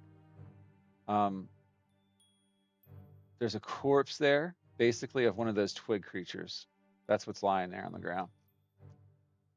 And there's a small patch of moss, and you can reach down and pick up this small patch of moss and examine it. Okay, is it the healing moss from before? The uncorrupted moss? It looks a little different. It's not glowing like the healing moss, but it's moss. It's some kind of moss. All right, I'll pick up the moss and examine it. It's soaked, like wet, like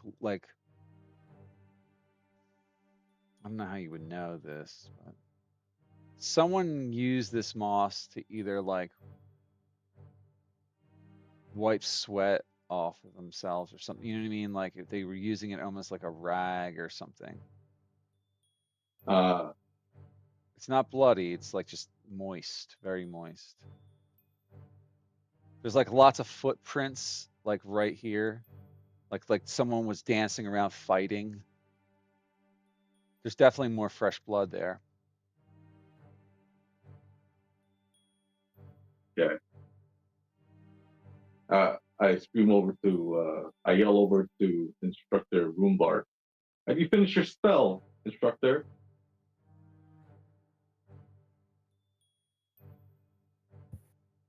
I don't know. Has 10 minutes gone by?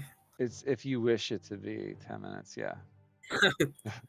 I can now speak with animals. Okay. Your spell is cast upon yourself. Thank you. I believe I'm done, and I should be able to talk to any animal in there. Lead the way. I want to go at least a couple feet into the cave. Okay. As you get that close, you hear the sound of labored breathing reaching your ears. It's faint, uneven, almost swallowed by the forest itself, like it's like kind of muted. Following it carefully, you push aside a curtain of ferns that are in the way. There's like these like plants and stuff. And you find a small rocky alcove. There, half sitting and half slumped, is an elf with dirty blonde hair tied in a travel knot. Her leather armor is slashed. That's the right person. Vine welts crisscross her arms. She grips a broken short bow in one hand and a bloody dagger in the other. Her eyes widen as she sees you. Fear first, and then relief. Please, not loud. They're searching. I'm gonna share you this here. Give me one moment. I gotta.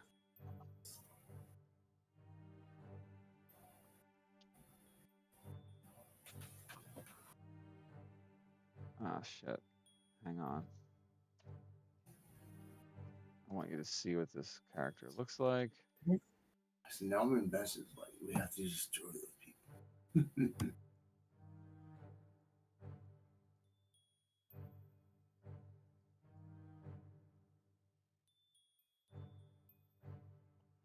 She's the Elven Scout. Oh, cool. Okay, so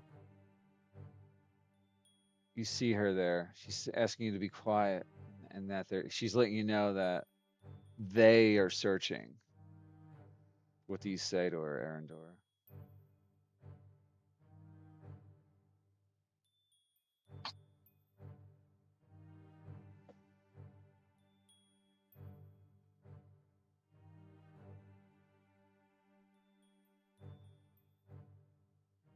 Are you speaking or are you muted? Anyone else can jump in if he's away or something. I don't want to slow down the game. Cool. All right. We should all group up. Matt, you're cutting out or something? You're not transmitting or you're muted. He's muted. Someone else go ahead and take the dialogue here. Who are they hunting you? Those creatures and the ones that guide them, those evil ones. I had to run. Quick lights. Yes, I ran from them and I hid here. The roots, they moved like snakes. The ones in bark masks whispered to them. They tried to drag me back to their stone. They're calling something old. They're twisting the weave to tear a hole in the mythal. That's what my instincts tell me. Oh dear. Bark mask. Yes, bark masks. So there are humans in bark mask? Yes, I've seen them. They attacked me, along with their minions, these blight creatures they command. Wow. From which direction did they come from? They came from every direction. They came from the trees. I was following the elven paths, following from stone to stone, making my way to Glen's End. And I was assailed, and I could sense something was tracking me. Something was wrong the entire trip I took from the Elven Court. But as I got to this region, it became worse and worse. It started by seeing red lights glowing, particles and mist, and the eyes poking out of the forest. And before I knew it, I was being completely hunted. I barely escaped with my life. Right out there, I killed one of those creatures. I managed to get away from most and fought against that one. But as you can see, not without some consequence here. She's obviously still bleeding. I'm gonna go ahead and cast Healing Word on her. Okay.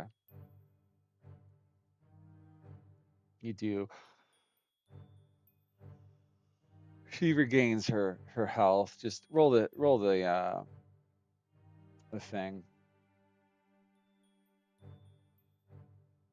Oh, okay.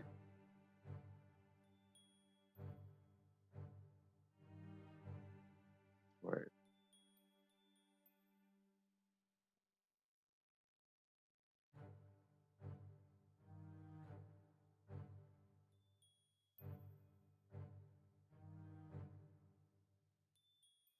Damn, you just gave her like a whole health bar. That's Yeah, that's really exactly good. how many hit points she has. So you completely heal her. She's like, thank you. I was not expecting such magic. You're a talented one of our kin, fellow elf. Are you a high elf? Are you one of the moon? I'm a high elf, Your I think. hair suggested to me that you have the touch of Seluna, perhaps. But I can tell by your garb, you don't follow her. You don't derive power from her necessarily.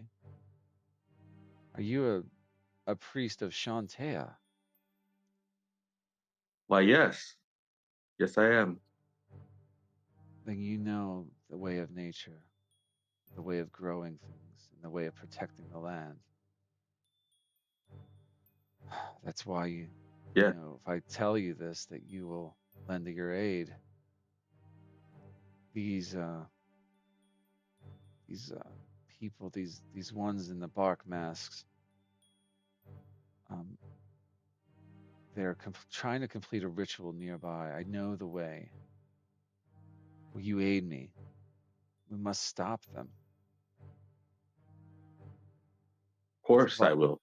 It's Well, vital say to you do all. so. We must do it.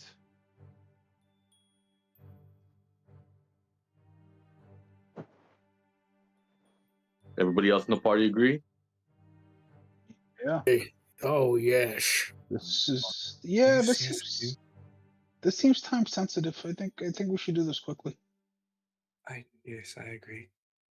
Orthel's eyes light up and he says, "The grand adventure." All right. Well, you heard them. We'll go after these ritualist bark mask people.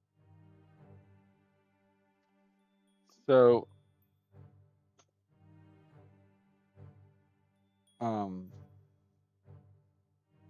that's probably where we'll end the session at right now. And when we pick up next session, she will lead you to where these masked ones and I guess you can call them masked people at this point, are conducting some kind of bad ritual. Okay. You'll decide how you approach that if you want.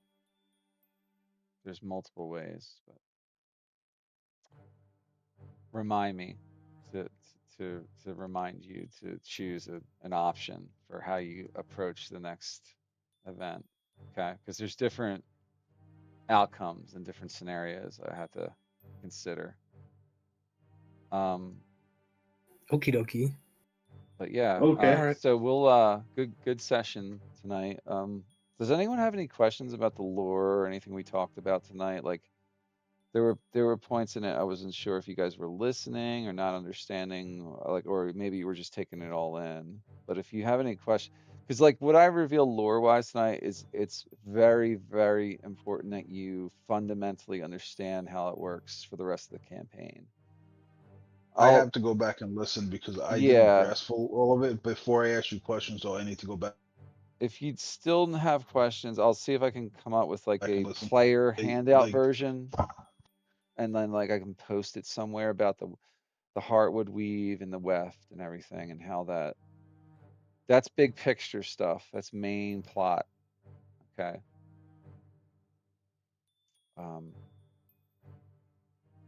This is like I was just enjoying remember, this is myself. Act 1. This is Act 1. It's just about like, you know, giving you guys like the background and the knowledge mostly. This is going to become an epic campaign.